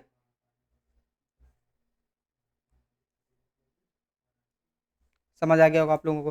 तो यहाँ पर वही चीज आप लोगों को देखनी चाहिए कि जो हमारा प्रीवियस नंबर है, जैसे मान लीजिए मैंने आप लोगों को यहाँ पर बोला आपको 2 फैक्टोरियल फाइंड करना है, तो आप क्या कर रहे हैं, 1 इंटू 2 कर रहे हैं। मतलब यहाँ पर क्या हो रहा है, n into n minus one. अगर मान लीजिए 3 फैक्टोरियल कर रहे हैं तो 1 इंटू 2 इंटू 3। तो यहाँ पर प्रोसेस क्या चल रहा है, ये एन है, n into n minus one हो रहा है इंटू एन माइनस टू हो रहा है। तो इस तरीके से फंडा चलता जा रहा है। तो यहाँ पर बेस कंडीशन क्या आ रही है हमारे पास फाइनली, जैसे कि यहाँ पर अगर हम लोग देखें तो एन इक्वल टू जीरो पे इन लोगों ने बेस कंडीशन ली है। तो n equal to zero base condition क्यों ली है, इसीलिए ली है कि जब अगर मान लो 2 फैक्टोरियल था, अब मान लो 1 फैक्टोरियल कोई बोलेगा तो 1 होगा हमारे पास। ठीक है, लेकिन जब 1 से भी हम लोग नीचे जाएंगे, 1 माइनस वन जीरो होगा, क्योंकि n into n minus one, zero factorial कोई बोलता है अगर हमसे तो क्या करते हैं, n into n minus one करते हैं। ठीक है, लेकिन ये हमारा फैक्टोरियल जो जीरो है वो अलग से निकल के आता है, यहाँ पर इसको हम लोग इस तरीके से नहीं निकालते। ये चीज़ आप लोगों को याद रखनी है। तो जब हम लोग निकालते हैं 1 फैक्टोरियल तो 1 आता है, लेकिन अब बेस कंडीशन क्या है, जीरो फैक्टोरियल की वैल्यू हम लोगों को पता है। जब इससे ऊपर जाएंगे हम लोग यहाँ पर लिखेंगे एन माइनस वन, तो यहाँ पर हम लोगों को क्या पता चल जाएगा, जब यहाँ पर इस तरीके से कुछ लिखा जाएगा n into n minus one, ये क्या लिखा जाएगा, n into n minus one, और एन माइनस वन क्या होगा, जीरो होगा। जब जीरो जाएगा तो जीरो फैक्टोरियल की वैल्यू 1 होती है। तो ये हमारी यहाँ से बेस कंडीशन पता चलेगी। तो इससे हम लोगों को ये पता चल रहा है कि हम लोग उसके पहले वाले तक का एन माइनस वन का मल्टीप्लीकेशन कराते चले जाएं। ठीक है, जैसे मान लो हमसे कोई बोल रहा है हम लोगों को 5 फैक्टोरियल निकालना है, तो 5 फैक्टोरियल निकालने का तरीका क्या होगा हमारे पास, कि 5 फैक्टोरियल निकालेंगे कैसे हम लोग, 1 into two into three into four into five. अब ये अलग कैसे हैं चीज़ें, ये 5 हमारा अलग है और ये पूरा अलग है। अब 4 फैक्टोरियल कैसे निकलेगा, 4 यहाँ पर डिफरेंट होगा और बाकी 1 into two into three into four ये अलग होंगे। अब ये सारे एक जैसे थे, अब हमारे पास क्या है, 3 फैक्टोरियल निकालना है। जब 3 फैक्टोरियल निकालना होगा तो क्या करेंगे हम लोग, अपना फंडा 1 इंटू टू इंटू थ्री, उसके बाद क्या होगा, यहाँ पर 2 आ जाएगा, और 2 का फैक्टोरियल कैसे निकलेगा, 1 इंटू टू। तो इसका फंडा क्या चल रहा है, एन इंटू अपने से लेके एन माइनस वन तक सारे टर्म्स जा रहे हैं। ये एन है, मतलब n minus one terms into n, n minus one terms का निकाल लो, इंटू एन कर दो। तो ये भी फंडा वहीं से आता है। इसका कंडीशन क्या है, अपना एक फंक्शन बनाएंगे। ठीक है, और वहां पर हम लोग क्या कर रहे हैं, फंक्शन कॉल किसके लिए करेंगे, एन माइनस वन के लिए, n into n minus one के लिए। ठीक है, जैसे एग्जाम्पल देख लेते हैं, यहाँ पर अपना ये रहा। तो ये क्या बोला है, लॉन्ग। लॉन्ग मतलब क्या होता है, ये इंटीजर का एक अलग बड़ा डेटा टाइप होता है। ये बड़ा डेटा टाइप क्या करता है, काफी बड़े नंबर्स को स्टोर करता है। ठीक है, if n equal to zero, यहाँ पर इसने पहले से ही कंडीशन लगा रखी है, बेस कंडीशन। ठीक है, जब हमारा एन इक्वल टू जीरो हो जाएगा तो रिटर्न 1 करके दे दो हम लोगों को। ठीक है, एल्स क्या करना है, return factorial n minus one. अब ये क्या कह रहा है, return n into factorial n minus one. तो ये क्या बोल रहा है, देखो यहां से देखो, n into factorial n minus one. अब इसमें फैक्टोरियल क्यों लगाया, फंक्शन को क्यों लगाया है, क्योंकि क्या है, जब फैक्ट लगा देंगे तो वो चलता चला जाएगा। मतलब जो हम लोग बात यहाँ पर की थी, यहाँ पर जो बात की थी, जब 5 लगाया है, यहाँ पर 5 लगाया है और यहाँ पर फैक्ट लगाया है कि जब इस पे आएगा तो वो फिर से किस पे, इस पे चला जाएगा। तो यही चीज़ यहाँ पे हो रही है, बार बार हो रही है। ठीक है, कि पहले हमारे इतने पोर्शन के लिए हो रही थी, फिर वो इतने पोर्शन के लिए हुई, फिर वो इतने पोर्शन के लिए, फिर वो इतने पोर्शन के लिए, यहाँ एन हमारा मल्टीप्लाई में हमेशा रहा ही रहा। तो ये वही बोलने का इसका मतलब है कि n into factorial of n minus one. Example देख लेते हैं, जैसे हम लोग अपना n की वैल्यू 5 ले लेते हैं हम लोग। ठीक है, n की वैल्यू हम लोग क्या ले रहे हैं, अपनी 5 ले रहे हैं। समझ आ गया होगा, n की वैल्यू क्या ले रहे हैं हम लोग, 5 ले रहे हैं। ओके, जब n की वैल्यू 5 लोगे हम लोग, तो पहली बार जब फंक्शन कॉल होगा हमारा, तो क्या जाएगा, n की जगह 5 जाएगा। जब n की जगह 5 जाएगा तो 5 इंटू फैक्टोरियल ऑफ 4 जाएगा यहाँ पर। अब यहाँ पर 4 जाएगा, यहाँ फैक्टोरियल ऑफ 3 जाएगा, इसकी वैल्यू भी नहीं पता है, ये यहाँ पर लिखता हूँ। 5 जाएगा, 5 इंटू फैक्टोरियल ऑफ 4 जाएगा, यहाँ पर 4 जाएगा, यहाँ फैक्टोरियल ऑफ 3 जाएगा, यहाँ 3 जाएगा, यहाँ फैक्टोरियल ऑफ 2 जाएगा, यहाँ 2 जाएगा, यहाँ फैक्टोरियल ऑफ 1 जाएगा, यहाँ 1 जाएगा, यहाँ फैक्टोरियल ऑफ 0 जाएगा। ये हमारी क्या है, बेस कंडीशन है। जब बेस कंडीशन आएगी हमारे पास तो क्या करेगा, रिटर्न स्टेटमेंट रन होगा। जब रिटर्न स्टेटमेंट रन होगा तो यहाँ पर वैल्यू 1 आएगा। जब वैल्यू 1 आ जाएगा तो हम लोग वापस से अपने इस पूरे रिकर्जन के स्टैक में नीचे आते चले जाएंगे। यहाँ पर इसका सम इसमें स्टोर हो जाएगा, इसका सम इसमें स्टोर हो जाएगा, इसका सम स्टोर हो जाएगा, इसका सम इसमें स्टोर हो जाएगा। समझ आप लोगों को आ गया होगा ये वाला प्रोग्राम भी। ठीक है, ये किस तरीके से हमारी ये कंडीशन है जो वो हिट करती है, n into factorial n minus one, किस तरीके से ये रिकर्सिव कॉल होती हैं। अब आता है व्हाट इज सर्चिंग। ये टॉपिक इंपॉर्टेंट है, इस टॉपिक पे क्वेश्चन 100% हमारे एग्जाम में मिलता है कि सर्चिंग क्या होती है। हमारे पास क्वेश्चन आता है इस तरीके से कि what is searching and write the code and write a program for the linear search और द बाइनरी सर्च प्रोग्राम। ठीक है, तो ये क्वेश्चन आता है सर्चिंग होता है क्या। देखो सर्चिंग का बेसिकली मतलब क्या है, किसी चीज को ढूंढना। तो सर्चिंग का मतलब यही है कि किसी भी एक एरे में, अगर मान लीजिए हमारे पास कोई एक एरे दी गई है, ये एरे दी गई है, इसमें क्या बोला जाएगा भाई, देखो 2 3 5 8 दिया है। अब इसमें से हम लोगों को बोला जाएगा भैया देखो हमको एक 5 नंबर ढूंढ के दिखाओ, यहाँ पे ढूंढेंगे, यहाँ पे ढूंढेंगे, यहाँ पे ढूंढेंगे, यहाँ पे। तो अब हम लोगों को बस यही पता लगाना है कि उस एरे में वो हमारा एलिमेंट है कि नहीं है, उसी को बोलते हैं सर्चिंग। ठीक है, किसी भी चीज को, किसी भी एलिमेंट को एरे में फाइंड करना, उसको सर्चिंग बोलते हैं। Searching is the fundamental searching is the fundamental process of locating a specific element और item within collection of data. Simple है, सिंपल सा फंडा है, समझ आ गया होगा। अब यहाँ पर ये दो तरह की होती है बेसिकली, एक लीनियर सर्च होती है, एक बाइनरी सर्च होती है। इन दोनों को आगे अभी देखते हैं। इसको हम लोग क्या बोलते हैं, सिक्वेंशियल सर्च भी बोलते हैं। ठीक है, इसको हम लोग सिक्वेंशियल सर्च भी बोलते हैं। ये चीज क्लियर हो गई होगी। तो सबसे पहला क्या है, डिफरेंस है दोनों के बीच में, लीनियर सर्च और बाइनरी सर्च। डिफरेंस को हम लोग थोड़ा देर में आके देखेंगे, पहले दोनों को पढ़ लेते हैं। अब कॉम्प्लेक्सिटीज क्या होती हैं, देखो कॉम्प्लेक्सिटीज का मतलब क्या होता है। देखो जो भी हम लोग अपना एक कोई भी एल्गो लिखते हैं,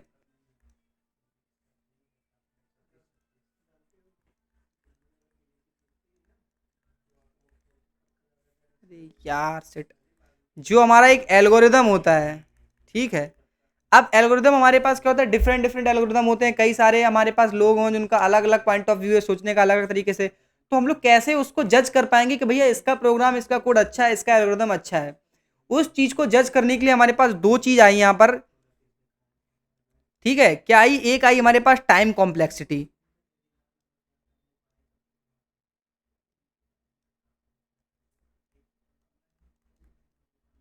टाइम कॉम्प्लेक्सिटी, और एक फंडा आया हमारे पास यहाँ पर स्पेस कॉम्प्लेक्सिटी। ठीक है, दो फंडे आते हैं स्पेस कॉम्प्लेक्सिटी। देखिए टाइम कॉम्प्लेक्सिटी क्या है, एक तरीके से किसी भी चीज को करने में कितने आइट्रेशंस लग रहे हैं, अभी आप लोगों के लिए जानना इतना ही अच्छा है, नंबर ऑफ आइट्रेशन। अब यहाँ पर टाइम कॉम्प्लेक्सिटी में एक नोटेशन होता है जिसको हम लोग बोलते हैं, आगे चल के आप लोग पढ़ेंगे, बीगो नोटेशन। ठीक है, यही इसी के बेसिस पे हम लोग जज करते हैं कि हमारा एल्गोरिदम कितने समय में, कम से कम समय में कंप्लीट हो पा रहा है। जिसका जितना कम होगा टाइम कॉम्प्लेक्सिटी, वो उतना ज़्यादा अच्छा होगा।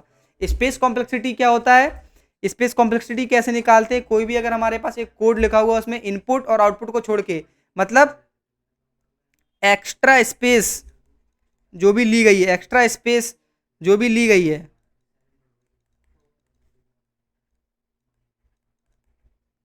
वही उसकी स्पेस कॉम्प्लेक्सिटी होती है, वही उसकी क्या होती है,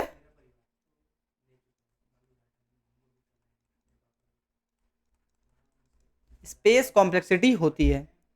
ठीक है, अब लीनियर सर्च की बात करेंगे, फिर बाइनरी सर्च की बात करेंगे। देखो लीनियर सर्च क्या है, यहाँ पर कोड है, ठीक है। लीनियर सर्च क्या होता है, हम लोग एक एक करके अपना, एक हमारे पास एरे होगा सबसे पहले तो, ठीक है। एक हमारे पास क्या होगा, ये एरे रहेगा इस तरीके से, ये हमारे पास एक एरे रहेगा।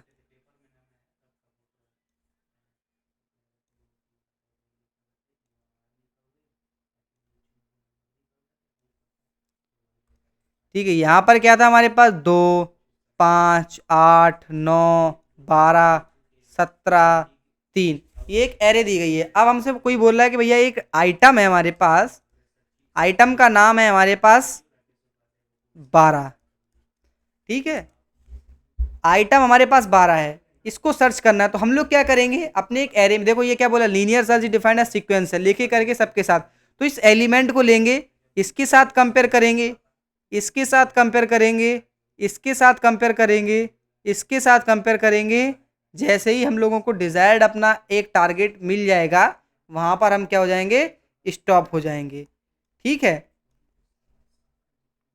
ब्रेक हो जाएगा वहां पे ही हमारा स्टेटमेंट। तो ये क्या है, लूपिंग के थ्रू होगा, यही सर्चिंग होती है कि अपना एक एलिमेंट उसको सबके साथ लिनियरली कंपेयर करते चलो, जहां पे मिल जाए ब्रेक हो जाओ।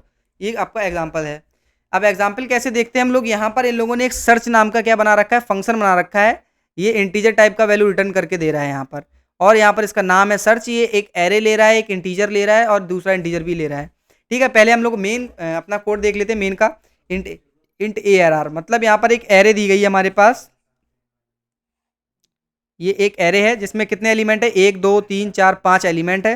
2, 3, 4, 10, 40,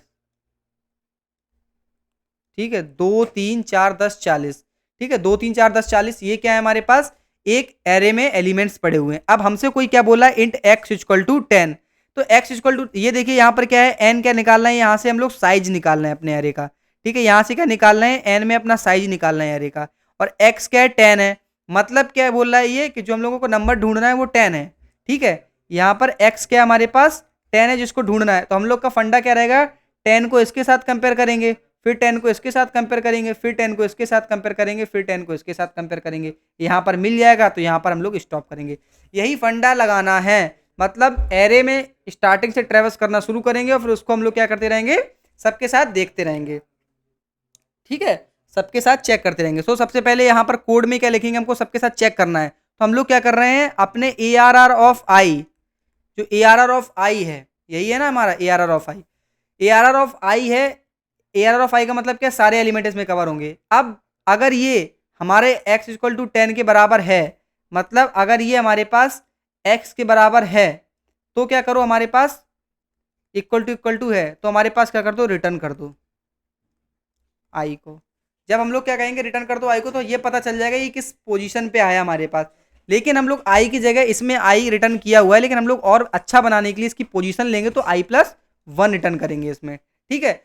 इफ कंडीशन यहाँ पे लगेगी ही लगेगी, एल्स में क्या होगा, रिटर्न -1 तो करेगा ही करेगा। जब रिटर्न -1 करेगा, इसका क्या मतलब है, नेगेटिव वैल्यू दिया, हमारा पॉजिटिव आंसर नहीं आया है, सिंपल सी बात है। अब यहाँ पर इन लोगों ने लिख भी दिया है, रिजल्ट अगर हमारा नेगेटिव आता है तो उसका मतलब क्या है, कि उसके अंदर हमारा जो एलिमेंट है वो प्रेजेंट नहीं है, खत्म बात, ठीक है। फिर यही हमारा इसका लीनियर सर्च का कोड था। सी यहाँ पर लिखा हुआ है, A R R of I equal to X, ठीक है। इतना एरे आप लोगों को पता चल चुका होगा। ये इसका कोड लिखा हुआ है, देखिए, for int I equal to 0, array हम लोग यहाँ पर 0th इंडेक्स से स्टार्ट कर रहे हैं। सिंपल सा कोड है एरे का, बस कुछ नहीं कर रहे हैं हम लोग, यहाँ पर अपने यहाँ पर एरे में से ही इसको क्या करा रहे हैं, कंपेयर करा रहे हैं, ठीक है, अपने एलिमेंट को। If A R R of I, अब ए आर आर ऑफ क्या है, 0 ऑफ, पहले 0 चलेगा, यहाँ पर 0 आएगा, तो 0th एलिमेंट कंपेयर होगा एक्स के साथ, फिर 1 चलेगा, 1th एलिमेंट कंपेयर होगा, फिर यहाँ पर 2nd एलिमेंट कंपेयर होगा। मतलब इस तरीके से सारा सिस्टम चलता रहेगा, और हम लोगों को क्या मिल जाएगा, फाइनली अपना रिजल्ट मिल जाएगा कि हमारे पास एलिमेंट हमको मिला या नहीं मिला। इसके बाद आता है बाइनरी सर्च। बाइनरी सर्च क्या है, थोड़ा सा और अच्छा टॉपिक है, डायग्राम हाउ इट इम्प्लीमेंटेड, और कुछ नहीं है, ठीक है। सो बाइनरी सर्च क्या है? Binary search is a search algorithm used to find the position of a target value within a sorted array. अब इसमें क्या है, हमारे पास एरे क्या होनी चाहिए? सॉर्टेड एरे होनी चाहिए। इसके लिए कंडीशन याद रखिएगा, आपके एक्सटर्नल वाइवा में पूछा जा सकता है कि कैसा हमारे पास एरे होना चाहिए। तो इसमें क्या है, हमारे पास सॉर्टेड एरे होना चाहिए।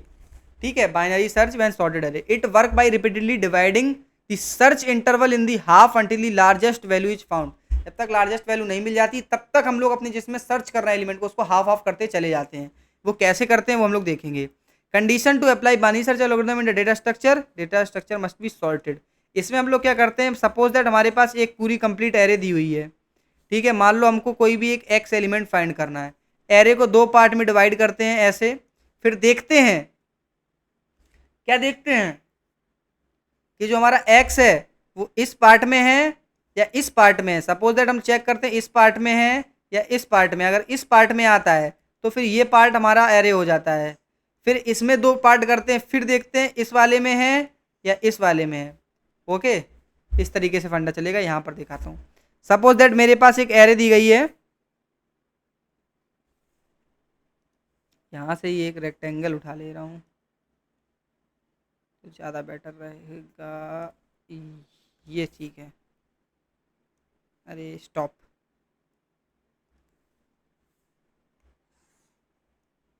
ठीक है,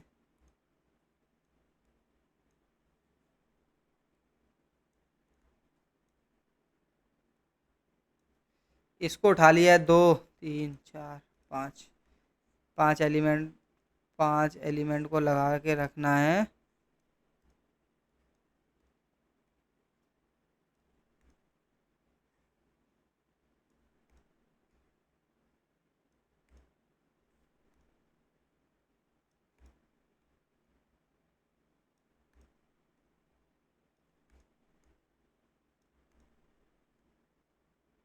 ठीक है, तो ये हमारे पास एक प्रकार की एरे हम लोगों को दी गई है। यहाँ पर 2 5 6 8 9। तो हम लोग यहाँ पर क्या है, हम लोगों से कोई बोल रहा है कि भैया आप लोगों को सर्च करना है 5, आप लोगों को 5 सर्च करके देना है हमको। तो हम लोग क्या करेंगे कि पहले तो इस एरे को दो पार्ट में डिवाइड करेंगे। ठीक है, दो पार्ट में डिवाइड करेंगे ऐसे कि हम लोग यहाँ पर एक बनाएंगे, यहाँ पर यहाँ से जो स्टार्ट हो रहा है, एक यहाँ पर पॉइंटर बनाएंगे जो यहाँ से स्टार्ट हो रहा है। सपोज दैट एल बना लिया, एल इक्वल टू 0 है, और एम बना लिया, एम इक्वल टू क्या 0 1 2 3 4, क्या है 4 है। तो हम लोग पहले इसका मिड पॉइंट निकालेंगे, L plus M divided by 2, तो क्या निकल के आएगा, एल प्लस एम क्या है 4 डिवाइडेड बाई 2, तो 2 निकल के आएगा, 0 1 2। तो यहाँ से हम लोगों को अपना मिड पॉइंट मिल गया। ठीक है, ये हमारा पहला मिड पॉइंट मिल चुका है। अब यहाँ पर हम लोग चेक क्या करेंगे कि क्या ये हमारे एग्जैक्ट नंबर के बराबर है। हम लोग देखेंगे इसके बाद का प्रोसेस क्या, हम लोग यहाँ पर चेक करेंगे अब कि क्या एक्स इक्वल टू मिड है। यहाँ पर ये मिड के लिए हम लोगों ने बनाया है, मिड है। अगर है तो रिटर्न कर दो, अगर नहीं है तो क्या कर दो, फिर हम लोग ये चेक करेंगे कि जो हमारा नंबर है वो मिड से छोटा है या बड़ा है। जब ये नहीं हुआ, अगर ये है तो क्या रिटर्न कर दो, यहीं पर रिटर्न कर दो। ठीक है, निकल आओ बाहर। अगर ऐसा नहीं है, इफ अगर ऐसा है, अगर ऐसा नहीं है तो क्या करो, फिर यहाँ पर हम लोग क्या देखेंगे, इसमें ये देखेंगे कि हमारा जो नंबर है 5 वो इससे बड़ा है कि तो छोटा है। अब ये क्या है, नंबर हमारा 6 से छोटा है। तो जब छोटा हो जाएगा तो एल हमारा यही रहेगा, लेकिन एम की वैल्यू क्या हो जाएगी इस केस में। यहाँ पर एरे बना दे रहा हूँ 2, यहाँ पर क्या है 5, यहाँ पर क्या है 6। तो एल तो हमारा 0 का 0 रहेगा, एम की वैल्यू को हम लोग क्या कर देंगे, अब जो मिड की थी क्या कर देंगे यहाँ पर 0 1 2। अब फिर से हम लोग सेम कंडीशन यहाँ पर दोहराएंगे, mid equal to L plus M, मतलब 0 प्लस 2 डिवाइडेड बाई 2, तो क्या निकल के आएगा 1। तो अब क्या निकल के आ गया, मिड। ये फिर से चेक करेंगे, if X equal to mid, यहाँ पर क्या है, रिटर्न हम लोग मिड ही करा दे रहे हैं। चलो यहाँ पर सो अगर ये है तो यहाँ पर रिटर्न कर दो मिड को, return mid element find, print भी करा देंगे, एलिमेंट हमारा फाइंड हो गया है। तो इतना सिंपल सा फंडा था इसमें कि तोड़ते चले जाना है। इसका कोड देख लेते हैं। इन लोगों ने वाइल लूप से किया हुआ है, कोई दिक्कत नहीं है। While low is less than equal to high, ठीक है, वही इन लोगों ने फंडा अपनाया हुआ है। एक एरे यहाँ पे लो, यहाँ पे हाई मान लिया है, वही है। जब तक लो हमारा हाई से कम है तब तक चलाते रहो। तो ये क्या बोला है, इंट मिड, मिड बना लिया हम लोगों ने। मिड की वैल्यू क्या रख दी, mid equal to low plus high minus low divide by 2, mid equal to low plus high minus low divided by 2। तो हमारा जो था वही आंसर निकल के आने वाला है इसका भी। अब ये भी वही देख रहे हैं कि अगर हमारा A R R of mid equal to X है तो रिटर्न कर दो सीधा सीधा मिड को, अगर लेस है तो क्या कर दो, low equal to mid plus one कर दो, else high to mid minus one कर दो। अब यहां से हम लोगों को क्या पता चलेगा, ये चीज देखने लायक है। इन्होंने क्या बोला है कि अगर हमारा जो ए आर आर है वो छोटा है तो फिर हमारा जो लो वाला है उसको मिड प्लस वन कर दो। ठीक है, जो लो वाला है उसको मिड प्लस वन कर दो। क्यों? क्योंकि अगर हमारे पास सपोज दैट एक एरे दी गई थी, ये दी गई थी, ठीक है, इसमें कुछ इस तरीके से एलिमेंट थे, अगर मान लो हमारा मिड है यहाँ पर तो लो तो यहाँ पर होता है, तो अब मान लो इस पोर्शन में हमारा एलिमेंट मिल रहा है तो लो को हम लोग कहाँ भेजना पड़ेगा, यहाँ पर भेजना पड़ेगा, क्योंकि एंड तो यहाँ पर है ही, तो मिड प्लस वन करेंगे, इसलिए हम लोग एल इक्वल टू क्या कर रहे हैं, मिड प्लस वन कर रहे हैं। अगर हमारा ए आर आर क्या आ रहा है, A R R of mid छोटा आ रहा है, एक्स बड़ा आ रहा है, ठीक है, X is greater than A R R of mid, greater होगा तो इस साइड पाया जाएगा, इसलिए हम लोगों ने ये चीज़ की हुई है। तो ये चीज़ आप लोगों को समझ में आ गई होगी। अब देखो बाइनरी सर्च में हो क्या रहा है, देखो यहाँ पर इस कंडीशन से आप लोगों को डरना नहीं, while low is less than, अब ये कंडीशन वहां के लिए जब तक हमारा लो है वो छोटा बना रहेगा तब तक है। देखो जहां से ही लो बड़ा हो जाएगा, मतलब ये जो चीजें हैं ये जैसे ही बड़ी हो जाएंगी, मतलब लो है तो लो यहाँ आ गया, तो अभी भी क्या है, लो इज लेस देन है, लो लेस देन है, लेकिन जैसे ही अगर हमारे पास लो और मिड एक साथ ओवरलैप कर जाएंगे तो वहां पे ये कंडीशन खत्म हो जाएगी और हम लोग को रिजल्टेंट आंसर मिल जाएगा। ठीक है, अब ये उसका ड्राइवर कोड लिखा हुआ था, इससे हम लोगों को कोई मतलब रहता नहीं है। सॉर्टिंग, अब यहाँ पर मैं आप लोगों के लिए सॉर्टिंग लेके आया हूँ। वैसे तो मैं सोच रहा था कि सॉर्टिंग आप लोगों को फाइनल लेक्चर में ही बता दूँ, जो मैं आप लोगों के लिए एक मैराथन लेक्चर लेके आऊँगा 1 to 2 आवर का, जो एग्ज़ाम के थोड़ा सा पहले लाएंगे हम लोग, ताकि आप लोगों को प्रॉब्लम ना आए। सो बेसिकली देखिए, मैंने आप लोगों को जो चीज़ें समझाई हैं, देखो क्या है, आप लोग बीटेक के स्टूडेंट हो, ठीक है, तो आप लोगों को क्या है, कोडिंग पढ़नी ही पढ़नी है। जो सीएस वाले उनको तो पढ़नी ही पढ़नी है, और जो विदाउट सीएस वाले हैं उनको भी कोडिंग पढ़नी है, अच्छे से मेहनत करनी है। और दूसरी चीज़ क्या है कि मैं आप लोगों को अभी कॉन्सेप्ट्स बताने की कोशिश कर रहा हूँ, आप लोगों को बहुत ज़्यादा मैं डीपली एकदम घुस के नहीं, ताकि आपका भी टाइम वेस्ट ना हो। यहाँ पर इस चैनल पे हमारा आने का मकसद यही है कि स्टूडेंट का समय बर्बाद ना हो और वो अपनी चीज़ों को यूटिलाइज करके यूज़ कर पाए। आप देखिएगा, आप लोगों को कई जगह ऐसे पढ़ाया जा रहा है, आप लोगों को 50-50, 100-100 लेक्चर, 100-100 पेजेस का पीडीएफ दे दिया जा रहा है, वन शॉट में 200-200 पेजेस पड़े हुए हैं। उन सब का पढ़ने का कोई मतलब नहीं है, कोई फ़ायदा नहीं है, क्योंकि आप लोग भी एट द लास्ट टाइम रटते हो, ठीक है, और आप लोग वहाँ पे सिलेक्ट नहीं कर पाते हो क्या आपके लिए इंपॉर्टेंट है क्या नहीं है। इसलिए हमने फोकस ये किया है कि हर चीज़ को बस इतना पढ़ाना है कि उसका एग्ज़ाम अच्छा हो बच्चे का, वो उस एग्ज़ाम से अपना 95% रिजल्ट लेके आ पाए। ठीक है, हम लोगों को उससे मतलब है मेन। सो आप लोगों को इसी बात पे ध्यान देना है, इस पे डटे रहना। अगर आपको कोई भी चीज़ समझ में नहीं आ रही है, आप कमेंट में बताइए, हम उसको दोबारा से नेक्स्ट लेक्चर लाएंगे, उसमें पढ़ाएंगे। बस आप कंटेंट पे फोकस करिए। पीडीएफ हम लोगों की देखिए कितनी बढ़िया से बन के आ रही है, क्योंकि मुझको पता है कि पीडीएफ और पीपीटी का एक बहुत बड़ा रोल होता है आपकी लर्निंग स्टेज में, क्योंकि बीटेक में बच्चे नोट्स बनाना उतना प्रेफर नहीं करते हैं। देखो जो बहुत मेहनती लड़के होते हैं वही नोट्स बनाते हैं, हर कोई नोट्स नहीं बनाता है। इसीलिए पीपीटी इतनी अच्छी दी जा रही है कि आप लोगों का रीडिंग अच्छा हो पाए। सो हमारी मेहनत को आप लोग थोड़ा सा सपोर्ट कीजिए, वीडियो में कमेंट कीजिए, लाइक कीजिए और चैनल को सब्सक्राइब कीजिए, ताकि मतलब जब आप सब्सक्राइब करते हैं, हमारे पास एक सब्सक्राइबर भी आता है तो हमको लगता है कि चलिए हमारे मतलब जो भी हम पढ़ा रहे हैं उसको कोई देख रहा है, तो अच्छा लगता है। ठीक है, सो आप लोग इस चीज़ को कर सकते हैं कंटेंट को देख कर। सॉर्टिंग, अब देखिए सॉर्टिंग क्या था, मैंने अभी पिछले वाले आप लोगों को टॉपिक में बताया कि सॉर्टेड एरे होनी चाहिए बाइनरी सर्च में। तो सॉर्टेड का मतलब क्या होता है, अगर हमारे पास कोई भी एक एरे दी गई है, वो असेंडिंग या डिसेंडिंग ऑर्डर में अरेंज हो जाए, ठीक है, किसमें असेंडिंग या डिसेंडिंग ऑर्डर में अरेंज हो जाए, 2 4 5 8 9, तो ये क्या है, सॉर्टेड है। ठीक है, तो सॉर्टेड का मतलब यही है, यहाँ पर बबल सॉर्टिंग आ गया। तो सॉर्टेड का मतलब ही यही था, फंडा ही यही था।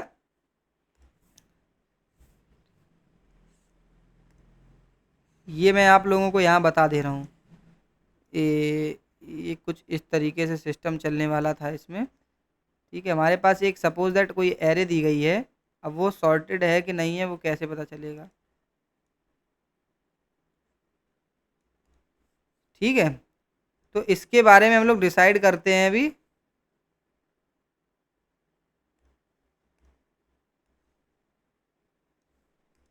ठीक है, तो यहाँ तक बात क्लियर हो गई होगी आप लोगों को। तो यहाँ पर मान लो 2 है, 9 है, 3 है, 4 है, 15 है, 11 है। तो ये क्या है हमारे पास, एक अनसॉर्टेड है। ये क्या है हमारे पास, अनसॉर्टेड है। लेकिन वहीं पे अगर हम इसको सॉर्टेड कर दें, इसको सॉर्टेड कर देंगे, तो ये कैसे देखेगी हमको, 2, 3, 4, 9, 11, 15। ये क्या है हमारे पास, एक सॉर्टेड एरे है। तो यही चीज़ थी बस सॉर्टिंग में, और कुछ नहीं है। अब सॉर्टिंग की कुछ टेक्निक्स होती हैं कि हम लोग अपने किसी भी एक एरे को किस तरीके से सॉर्ट कर सकते हैं। तो सॉर्टिंग की टेक्निक्स होती हैं। तो यहाँ पर मैं आप लोगों को एक सॉर्टिंग टेक्निक तो बता रहा हूँ अभी, और कुछ मैं सोच रहा हूँ आप लोगों को टेक्निक्स जो है वो अपने लास्ट लेक्चर में बताऊँ, जो हमारा इस यूनिट 5 के बाद आएगा। ये यूनिट 4 है, मतलब इसके बाद यूनिट 5 आएगा, उसके बाद आएगा लेक्चर, उसमें बताऊँ। देखो, जब चीज़ें हमारे पास अरेंज्ड रहती हैं, देखो यहाँ से जो आपके वन शॉट्स जा रहा है, इससे आप लोगों का थ्योरेटिकल पोर्शन बहुत अच्छा हो जाएगा, और कुछ कुछ कोडिंग पोर्शन भी अच्छा हो जाएगा। तो एग्जाम में जो पीपीएस का एग्जाम है, उसमें 70-30, 60-40 का रेशियो रहता है। तो थ्योरी आप लोगों के लिए जानना बहुत ज़रूरी है। और कोड जो आते हैं वो बहुत ज़्यादा टफ कोड नहीं आते, एकदम इजी इजी कोड आते हैं, वो मैं आपको लास्ट लेक्चर में बता दूंगा। उससे बाहर आपका पेपर में कोई एक कोड नहीं मिलेगा, ठीक है। तो हम लोग बबल सॉर्ट देख लेते हैं। देखो, बबल सॉर्टिंग का मतलब क्या है, बबल सॉर्टिंग का मतलब क्या है। तो बबल सॉर्टिंग में एग्जैक्टली होता क्या है कि हमारे पास कोई एक एरे दी गई है, जैसे सपोज दैट यही एक एरे दी गई है 5, 1, 4, 2, 8। इसको सॉर्ट करना है, तो हम लोग क्या करते हैं, अपने एक एलिमेंट को पकड़ते हैं। ये एलिमेंट हम लोगों ने पकड़ा, और फिर इसको सबके साथ कंपेयर करते चले जाते हैं, ठीक है। सबके साथ क्या करते चले जाते हैं, कंपेरिजन करते चले जाते हैं। जो भी एलिमेंट अगर छोटा मिलता है, तो वहाँ पर हम लोग क्या कर देते हैं, स्वैप कर देते हैं। ये 5 है, ये 1 है, तो 5 और 1 को आपस में कंपेयर करेंगे हम लोग। 5 और 1 में जब कंपेयर किया, अगर हमारा आगे वाला जो एलिमेंट है वो छोटा है, तो क्या करना है, स्वैप करना है, ठीक है। तो हम लोग यहाँ पर कह सकते हैं कि जो हमारा ARR ऑफ, ये हम लोग इसको क्या मान ले रहे हैं यहाँ पर, आई। ARR ऑफ आई अगर लेस देन है, ARR, सॉरी इसको लिखने में थोड़ा सा डिफरेंस हो गया, ARR ऑफ आई प्लस 1 अगर है लेस देन, तो क्या करेंगे हम लोग यहाँ पर स्वैपिंग परफॉर्म करेंगे। तो वही चीज़ है, जब ये लेस है तो हम लोगों ने स्वैपिंग की, तो 1 इधर आ गया। जब 1 इधर आ गया, तो आई की वैल्यू इंक्रीज होकर यहाँ आ जाएगी। अब इनको कंपेयर करेंगे, तो फिर से यहाँ पर 4 इधर पे आ जाएगा, ये 4 इधर आ गया। अब हम लोगों ने कंपेरिजन किस में करना है, आगे वाले में करना है। जब 4 इधर आ गया, तो 5 इधर जाएगा। 5 और 2 में कंपेरिजन करना है, तो 2 आगे आ जाएगा। तो 2 आगे आ गया, 5 और 8 में कंपेरिजन देखेंगे, क्या छोटा है, नहीं है, तो सेम एज इट इज रहेगा, ठीक है। तो फिर आई की वैल्यू इंक्रीज हो जाएगी, यहाँ पर कुछ नहीं है। तो ये क्या हो गया, एक पास हो गया हमारा पूरा। जब हमारा एक पास हो जाता है, तो हम लोगों को क्या मिलता है, एक पास करने पर हम लोगों को एक एलिमेंट जो होगा सबसे छोटा, वो हम लोगों को मिल जाएगा। तो ये फर्स्ट पास था, तो यहाँ पर हम लोगों को एक एलिमेंट मिल गया। देखो, अगर हमारे पास ये कंडीशन नहीं है, तो नो स्वैपिंग हो रही है, ठीक है। अब दूसरे पास में आते हैं, फिर से वही कंपेरिजन शुरू करना पहले एलिमेंट से। 1 और 4 नो स्वैपिंग हो रही है, ठीक है, कोई स्वैपिंग नहीं हो रही है। 4 और 2 में जाएंगे जब हम लोग, जब 4 और 2 में जाएंगे हम लोग, तो क्या होगा, 2 जो हमारा है वो बहुत ही छोटा नंबर है, एक तो 2 है हमारा, वो बहुत ही छोटा नंबर है। किसके कंपेरिजन में, 4 के कंपेरिजन में। तो क्या हो जाएगा, वहां पर स्वैपिंग हो जाएगी। तो जब स्वैपिंग होगी, तो ये 2 आ जाएगा इधर पे। सो जैसे कि हम लोग देख सकते हैं, यहाँ पर स्वैपिंग हुई और 2 कहाँ गया, इधर पे आ गया। पहले 1 और 4 का कंपेरिजन हुआ, 1 और 4 में देखा कि 4 छोटा है या बड़ा, बड़ा है, तो कोई दिक्कत नहीं है, वही रहने दो। फिर दोबारा आए, 4 और 2 को देखा, तो स्वैप हो गया, तो 2 इधर आ गया। 4 और 5 को देखेंगे हम लोग, नो स्वैपिंग होगी। फिर 5 और 8 को देखेंगे, तो नो स्वैपिंग होगी, ये नो स्वैपिंग है। तो यहाँ पर भी हम लोगों को कुछ रिजल्ट मिल गए, ठीक है। जब हम लोग चले गए नेक्स्ट स्टेप पे, तो नेक्स्ट स्टेप पे फिर से आ गए हम लोग, तो देखिए यहाँ पर 1 और 2 कंपेयर हुआ, no swapping, no swapping, no swapping, no swapping, no swapping. तो यहाँ से हम लोगों को पता चल गया है कि हम लोगों के पास कितने पास हो रहे हैं यहाँ पर, और कितने बार हमारे पास एक लूप चलती है अंदर वाली। तो यहाँ पर 2 लूप्स आएंगे, एक तो पता चल गया, एक तो आएगा हमारे पास लूप 2 आएंगे, लूप्स हमारे पास यहाँ पर 2 होंगी। एक लूप जो होगी और दूसरी लूप जो होगी, उसका काम क्या है, ये क्या बताएगी, पास बताएगी, कितने पास हमारे पास लगने वाले हैं, ठीक है। वो बाहर वाली लूप बनेगी। इनर लूप क्या बताएगा, अंदर जो आइट्रेशंस हो रही हैं वो क्या बताएगी, अंदर जो आइट्रेशंस हो रहे हैं वो क्या बताएगी, हमारी जो इनर लूप है वो बताएगी, ठीक है। अब इसका कोड देखें अगर हम लोग, सो कोड में ये क्या कह रहा है, पहले एक लूप है जो पास के लिए, for I equal to 0 I is less than n-1। So ये हमेशा क्या कह रहा है, I is less than I is less than n-1। So यहाँ पर देखो, आई इज लेस देन n-1 का मतलब क्या है, जैसे इस वाले एरे में देखोगे तो 1 2 3 4 5 एलिमेंट्स हैं, n की वैल्यू क्या है 5 है। So I is less than n minus one का क्या मतलब हो जाएगा, I is less than 5 minus 1 4, मतलब कि यहाँ पर जो आई है वो इक्वल टू 3 तक चलने वाला है, मतलब 3 बार चलने वाला है,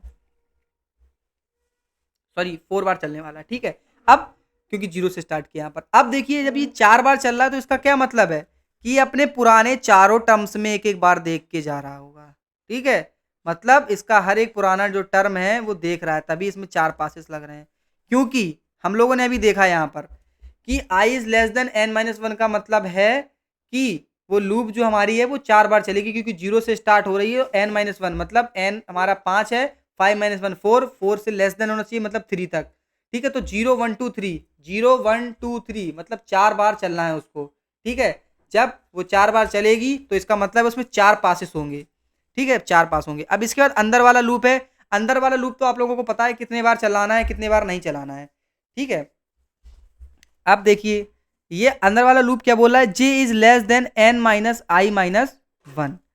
ठीक है, तो यहां पर भी देख लेते हैं, n की वैल्यू 5 है, i की वैल्यू 0 होगी, ये 1 होगा। ठीक है, यहां पर बात क्लियर हो गई आप लोगों की। अब देखो ये क्या हो रहा है, i के हिसाब से चेंज होता जा रहा है। पहली स्वैपिंग में हम लोगों को ये नंबर मिल गया, जब दूसरी स्वैपिंग करानी है हम लोगों को तो यहां से स्टार्ट करना है मामला। ठीक है, सो यहां से स्टार्ट होगा। सपोज दैट आई की वैल्यू हमारे पास पहले 0 है। ठीक है, आई की वैल्यू यहाँ पर 0 है, तो हम लोग क्या कर रहे हैं 5 माइनस 0 माइनस वन, तो ये कितने बार 4 बार चल रहा है, क्या 4 बार चलेगा बताइए, 4 से लेस देन चलेगा, मतलब 4 बार ही चलेगा, 3 बार 0 से स्टार्ट हो रहा है ना, तो ये 4 बार चलेगा। क्योंकि जब अगले बार बारी आएगी तो 5 माइनस वन तो यहाँ पर क्या आ जाएगा 3, तो यहाँ पर अब 4 बार चल रहा था तो यहाँ 3 बार चलेगा। फिर हम लोग 5 माइनस टू माइनस वन करेंगे तो 2 बचेगा, 0 1 2 तो 2 टाइम चलेगा। 5 माइनस थ्री माइनस वन तो अब चलेगा एक बार। तो ये चीज आप लोगों को समझ में आनी चाहिए कि किस तरीके से 4 पासेस हो रहे हैं। तो पहले बार 4 से कंपेरिजन हो रहा है, दूसरे बार 3 से कंपेरिजन हो रहा है, तीसरे बार 2 से कंपेरिजन हो रहा है, चौथे बार 1 से। तो यही चीज थी बबल सॉर्टिंग के अंदर। ठीक है, समझ में आप लोगों को आ गया होगा कि हम लोग क्या करते हैं, एक नंबर लेते हैं उसको बाकियों से कंपेयर करते हैं, अगर वो नंबर से जो आगे वाला नंबर है वो छोटा है तो स्वैपिंग कर देते हैं, नहीं तो उसको नहीं करते हैं। ठीक है, नंबर ऑफ पास कैसे पता लगाए जाते हैं, इसमें जितने एलिमेंट दिए हुए हैं उसके हिसाब से हम लोग नंबर ऑफ पासेस का पता लगाते हैं, जिसमें एलिमेंट कितने थे 1 2 3 4 5, तो हमारे पास 4 पासेस होंगे, क्योंकि 4 एलिमेंट्स को हम लोग को देखना पड़ेगा, एक बार इसको कंपेयर करोगे एक बार इसको इसको, तो 4 पासेस हो जाएंगे। तो वही चीज़ यहाँ पर लिखी हुई है, n माइनस वन मतलब 5 माइनस वन मतलब 4, 4 से कम होना चाहिए, तो क्या आ जाएगा हमारे पास वही आ जाता है। अब बबल सॉर्ट का यहाँ पर और आगे लिखा हुआ है, ये क्या ड्राइवर कोड है, इसकी कोई ज़रूरत नहीं है हम लोगों को, ये क्या है ड्राइवर कोड है। ठीक है, ड्राइवर कोड का क्या मतलब है, मेन के अंदर का जो फंक्शन था मेन हमारा यही था। इसके बाद हमारे पास आता है सिलेक्शन सॉर्टिंग और आता है फिर हमारे पास इंसर्शन सॉर्टिंग। अब देखिए सिलेक्शन सॉर्ट और इंसर्शन सॉर्ट में कोई बहुत ज़्यादा प्रॉब्लम नहीं है या बहुत ज़्यादा टफ नहीं है। ठीक है, मैं आप लोगों को अभी बेसिक नॉलेज दे रहा हूँ, इसके बाद हम लोग इसको भी अपने इंपॉर्टेंट कोर्स में डिस्कस एक बार जरूर और करेंगे। ठीक है, सो सिलेक्शन सॉर्ट में क्या होता है, हम लोग एक एलिमेंट सेलेक्ट करते हैं सबसे छोटा और उसके अकॉर्डिंग हम लोग क्या करते रहते हैं, स्वैपिंग करते रहते हैं, बस यही चीज़ है। ठीक है, एक एलिमेंट सेलेक्ट करते हैं और उसके अकॉर्डिंग क्या करते हैं, मिनिमम एलिमेंट मिनिमम मान के, और उसके अकॉर्डिंग क्या करते रहते हैं हम लोग, स्वैपिंग करते रहते हैं। इसके अगर कोड में जाए हम लोग तो ये क्या बोला, आई इक्वल टू 0 है, I is less than n minus one है, ये सेम प्रोसीजर है जो हम लोग पिछले वाले में देख रहे थे, इसमें कोई प्रॉब्लम है नहीं। फिर ये क्या बोल रहा है, जैसे मान लो हमारे पास ये कोई एरे दी गई है। ठीक है, हमारे पास ये कोई एरे दी गई है ये रही। अब इस एरे में क्या होगा, कुछ एलिमेंट्स भी होंगे, जैसे 2 हो गया, 1 हो गया, 5 हो गया, 3 हो गया, ये एलिमेंट है। सो हम लोगों को क्या करना होता है फाइनली, जब हम लोग करते हैं इसमें प्रोसीजर अपना, कि देखो जो सिलेक्शन है और बबल है, इतना तो हम लोगों को आइडिया मैं आप लोगों को दे दूं कि जो हमारा सिलेक्शन सॉर्ट है वो बबल सॉर्ट से अच्छा होता है। सबसे पहली चीज़ तो हमारे लिए यही इंपॉर्टेंट है कि जो हमारा सिलेक्शन सॉर्ट होता है वो क्या होता है, बबल सॉर्ट से अच्छा होता है। क्योंकि बबल सॉर्ट से अच्छा इसलिए होता है क्योंकि बबल सॉर्ट में क्या है, हमारे पास टाइम कॉम्प्लेक्सिटीज ज़्यादा आती हैं। ठीक है, और जो सिलेक्शन सॉर्ट है उसमें उतनी प्रॉब्लम नहीं आती, क्योंकि वहाँ पर हम लोग एलिमेंट को जल्दी फाइंड कर सकते हैं या जल्दी सॉर्ट कर सकते हैं। लेकिन जब हम लोग बात करते हैं अपने बबल सॉर्ट की तो वहाँ पर कॉम्प्लेक्सिटी ज़्यादा आती है। अब जैसे कि अगर हम लोग सिलेक्शन सॉर्ट में देखें तो सिलेक्शन सॉर्ट में हम लोग एक एग्जांपल से देख लेते हैं। यहाँ पर सपोज दैट हम लोगों को एक एरे दिया गया है, जिसमें हम लोग यहाँ पर बोल दे रहे हैं यहाँ पर 15 है, 15 के बाद यहाँ पर 16 है, 16 6 8 5, ये एक एरे थी हमारी। अब हम लोग इसमें क्या कर रहे हैं, एक अपना एलिमेंट फाइंड ले रहे हैं, पहले यहाँ पर एक एलिमेंट पिक कर रहे हैं, जैसे हम लोगों ने 15 पिक कर लिया। अब 15 को हम लोग क्या करेंगे, बाकी सबसे कंपैरिजन कराते चले जाएंगे। ठीक है, इस वाले 15 को उठाएंगे यहाँ से, इसको इससे कंपेयर कराएंगे, क्या ये छोटा है, यस छोटा है तो यहीं पे रहेगा। अब इससे कंपेयर कराएंगे, क्या ये छोटा है, तो हाँ ये छोटा है, तो ये 6 उठ के कहाँ आ जाएगा, आगे आ जाएगा। ठीक है, ये 6 यहाँ पर आ जाएगा, फिर यहाँ पर तो हमारा 16 रहेगा ही रहेगा, और ये 15 यहाँ पर चला जाएगा, फिर 8 यहाँ पर 5। अब इस 6 को उठाएंगे, अब ये 6 कहाँ बाकियों से कंपेयर होगा, कि ये 16 से क्या है, छोटा है, यस है, 15 से छोटा है, यस है, 8 से छोटा है, यस है, 5 से छोटा नहीं है। तो अब 5 कहाँ है, फिर से वापस आके फर्स्ट पोजीशन पे आ जाएगा। तो फाइनली एक पास में हम लोगों को क्या मिल गया, सबसे पहला छोटा एलिमेंट हम लोगों को अपने एरे के फर्स्ट पोजीशन पे मिल गया है। ठीक है, ये चीज़ आप लोगों को समझ आ गई होगी। सो इसी तरीके से इसमें सिस्टम चलेगा हमारा सारा, जो भी रहेगा कि हम लोग एक जो पहला एलिमेंट है उसको मिनिमम एलिमेंट मान लेंगे और उसके साथ कंपैरिजन कराते जाएंगे बाकी एलिमेंट्स की।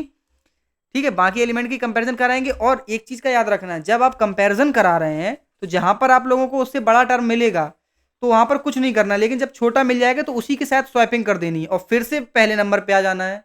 ठीक है, और फिर से कहाँ पे आ जाना है, पहले नंबर पे आ जाना है। बस इतना ही इसमें हमारे पास था, ये था हमारा सिलेक्शन सॉर्ट। इसमें एक नंबर को सिलेक्ट करना है। देखो जैसे कि यहाँ पर फॉर, अब ये क्या है, पहली वाली लूप तो हम लोगों को पता चल गई, जे आई इक्वल टू 0 से लेके आई लेस देन n-1, क्योंकि 4 टर्म है, 4 टर्म तक चले, 5 टर्म है इसमें तो 4 तक चलनी है इसको। सो अब यहाँ पर जो एक नेक्स्ट लूप है जो अंदर यहाँ पर चीजें कर रही है, जहाँ पर हम लोग स्वैपिंग कर रहे हैं, वो कैसे चलती है। तो जे इक्वल टू i+1। अब ये चीज आप लोगों को पता होनी चाहिए कि ये हमारे पास स्टार्ट कहाँ से हो रहा है, यहाँ से स्टार्ट होता है कंपेरिजन j+1 से। सो i+1 से स्टार्ट कर रहे हैं हम लोग, क्योंकि इस वाले एलिमेंट को मिनिमम माना है और इसके साथ कंपेयर कर रहे हैं, तो इसको i+1 बोलेंगे। और ये चलेगी कहाँ तक, j is less than n तक। अब इसको कंपेयर कहाँ तक कराना है, j is less than n, मतलब इससे कंपेयर करा दो भैया, इससे कंपेयर करा दो और इससे कंपेयर करा दो। ठीक है, अब जब हम लोग कंपेयर कराएंगे, इफ a ऑफ i अगर हमारा ग्रेटर आ जाता है तो क्या कर दो, स्वैप कर दो, वरना फिर उसको आगे प्रोसीजर भेजते रहो। तो आप लोगों को ये चीज समझ में आ गई होगी, यही था हमारा सिलेक्शन सॉर्ट। और जो हमारा बचता है इसके बाद इंसर्शन सॉर्ट, इसको हम लोग ना, आप लोगों को समझ में नहीं आएगा, we will cover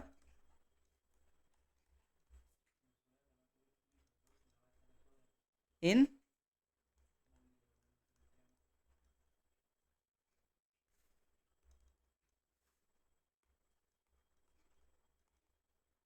okay. So ये चीज हम लोगों को आप लोगों को पता चल चुकी होगी। अब इसके बाद देखिए ये टॉपिक एक कि एक वेरिएबल का हमारे पास लोकल स्कोप होता है और एक ग्लोबल स्कोप होता है। ये चीज मैं आप लोगों को पहले भी बहुत अच्छे से समझा चुका हूँ कि किसी भी वेरिएबल का लोकल स्कोप और ग्लोबल स्कोप क्या होता है। ठीक है, लोकली स्कोप्ड और ग्लोबली स्कोप्ड वेरिएबल क्या होते हैं उनके बारे में बात कर लेते हैं। देखिए सबसे पहले मैं आप लोगों को नेक्स्ट स्लाइड ऐड करके इसको अच्छे से समझाता हूँ। देखिए अगर हमारे पास बात हो रही है अपने एक ब्लॉक ऑफ कोड के अंदर, ठीक है, एक ब्लॉक ऑफ कोड के अंदर बात हो रही है, इसके अंदर मैंने अगर एक वेरिएबल बना रखा है इंट एज इक्वल टू 2, तो ये क्या कहलाएगा हमारे पास, लोकली स्कोप्ड कहलाएगा। ठीक है, लोकली स्कोप्ड क्यों कहलाएगा, क्योंकि इस ब्लॉक ऑफ कोड के बाहर या इस फंक्शन से बाहर हम लोग इसको क्या नहीं कर सकते, यूज नहीं कर सकते कहीं पर भी। लेकिन जब हम लोग बात करते हैं अपने ग्लोबली स्कोप्ड वेरिएबल की, उसकी बात कहाँ करेंगे हम लोग, जैसे सपोज दैट मैंने यहाँ पर अपने फंक्शन से पहले फंक्शन के बाहर ही एक वेरिएबल को यहाँ पर इनिशिएट कर रखा है, age equal to 90 sorry age equal to 100 करके हम लोगों ने कर रखा है। और यहाँ पर एक फंक्शन बना दिया है मैंने इंट सम इक्वल टू, यहाँ पर कोई वेरिएबल पास हो रहे होंगे a कॉमा बी। ठीक है, यहाँ पर इंटीजर मैंने नहीं दिया है, इसके अंदर भी हम लोग अब इस इंटीजर a को यूज कर सकते हैं, लेकिन इस a इक्वल टू 2 को कहीं नहीं कर सकते, क्योंकि ये क्या है, एक ब्लॉक ऑफ कोड के अंदर ही डिक्लेयर किया गया है। तो इसका जो स्कोप है वो बस उसी ब्लॉक ऑफ कोड तक रह गया है, उसी फंक्शन तक रह गया है, इसीलिए उसको हम लोग लोकली स्कोप्ड बोलते हैं। लेकिन जो ब्लॉक ऑफ कोड के बाहर बनाया जाता है, मेन फंक्शन के अंदर रहता है, उसको हम लोग बोलते हैं ग्लोबली स्कोप्ड, जिसको हम लोग anywhere in the code we can use that variable. So you have to understand what is globally scoped variable and what is locally scoped variable. So we will cover all the important topics of this unit. So we will meet in the next lecture. So thank you guys. बाकी हम लोग जो insertion sort था और जो bubble sort था, selection sort था, इनको हम लोग एक बार फिर से पढ़ेंगे। कब अपना जो प्रोग्राम वाला लेक्चर आएगा उसमें हम लोग अच्छे से इसको पढ़ेंगे। ठीक है। सो थैंक यू गाइस, इस लेक्चर में इतना ही था। हम लोग मिलते हैं अपने नेक्स्ट लेक्चर में, जो कि फाइल हैंडलिंग का वन शॉट रहेगा, जिसको हम लोग काफ़ी अच्छे से कवर करेंगे। So thank you.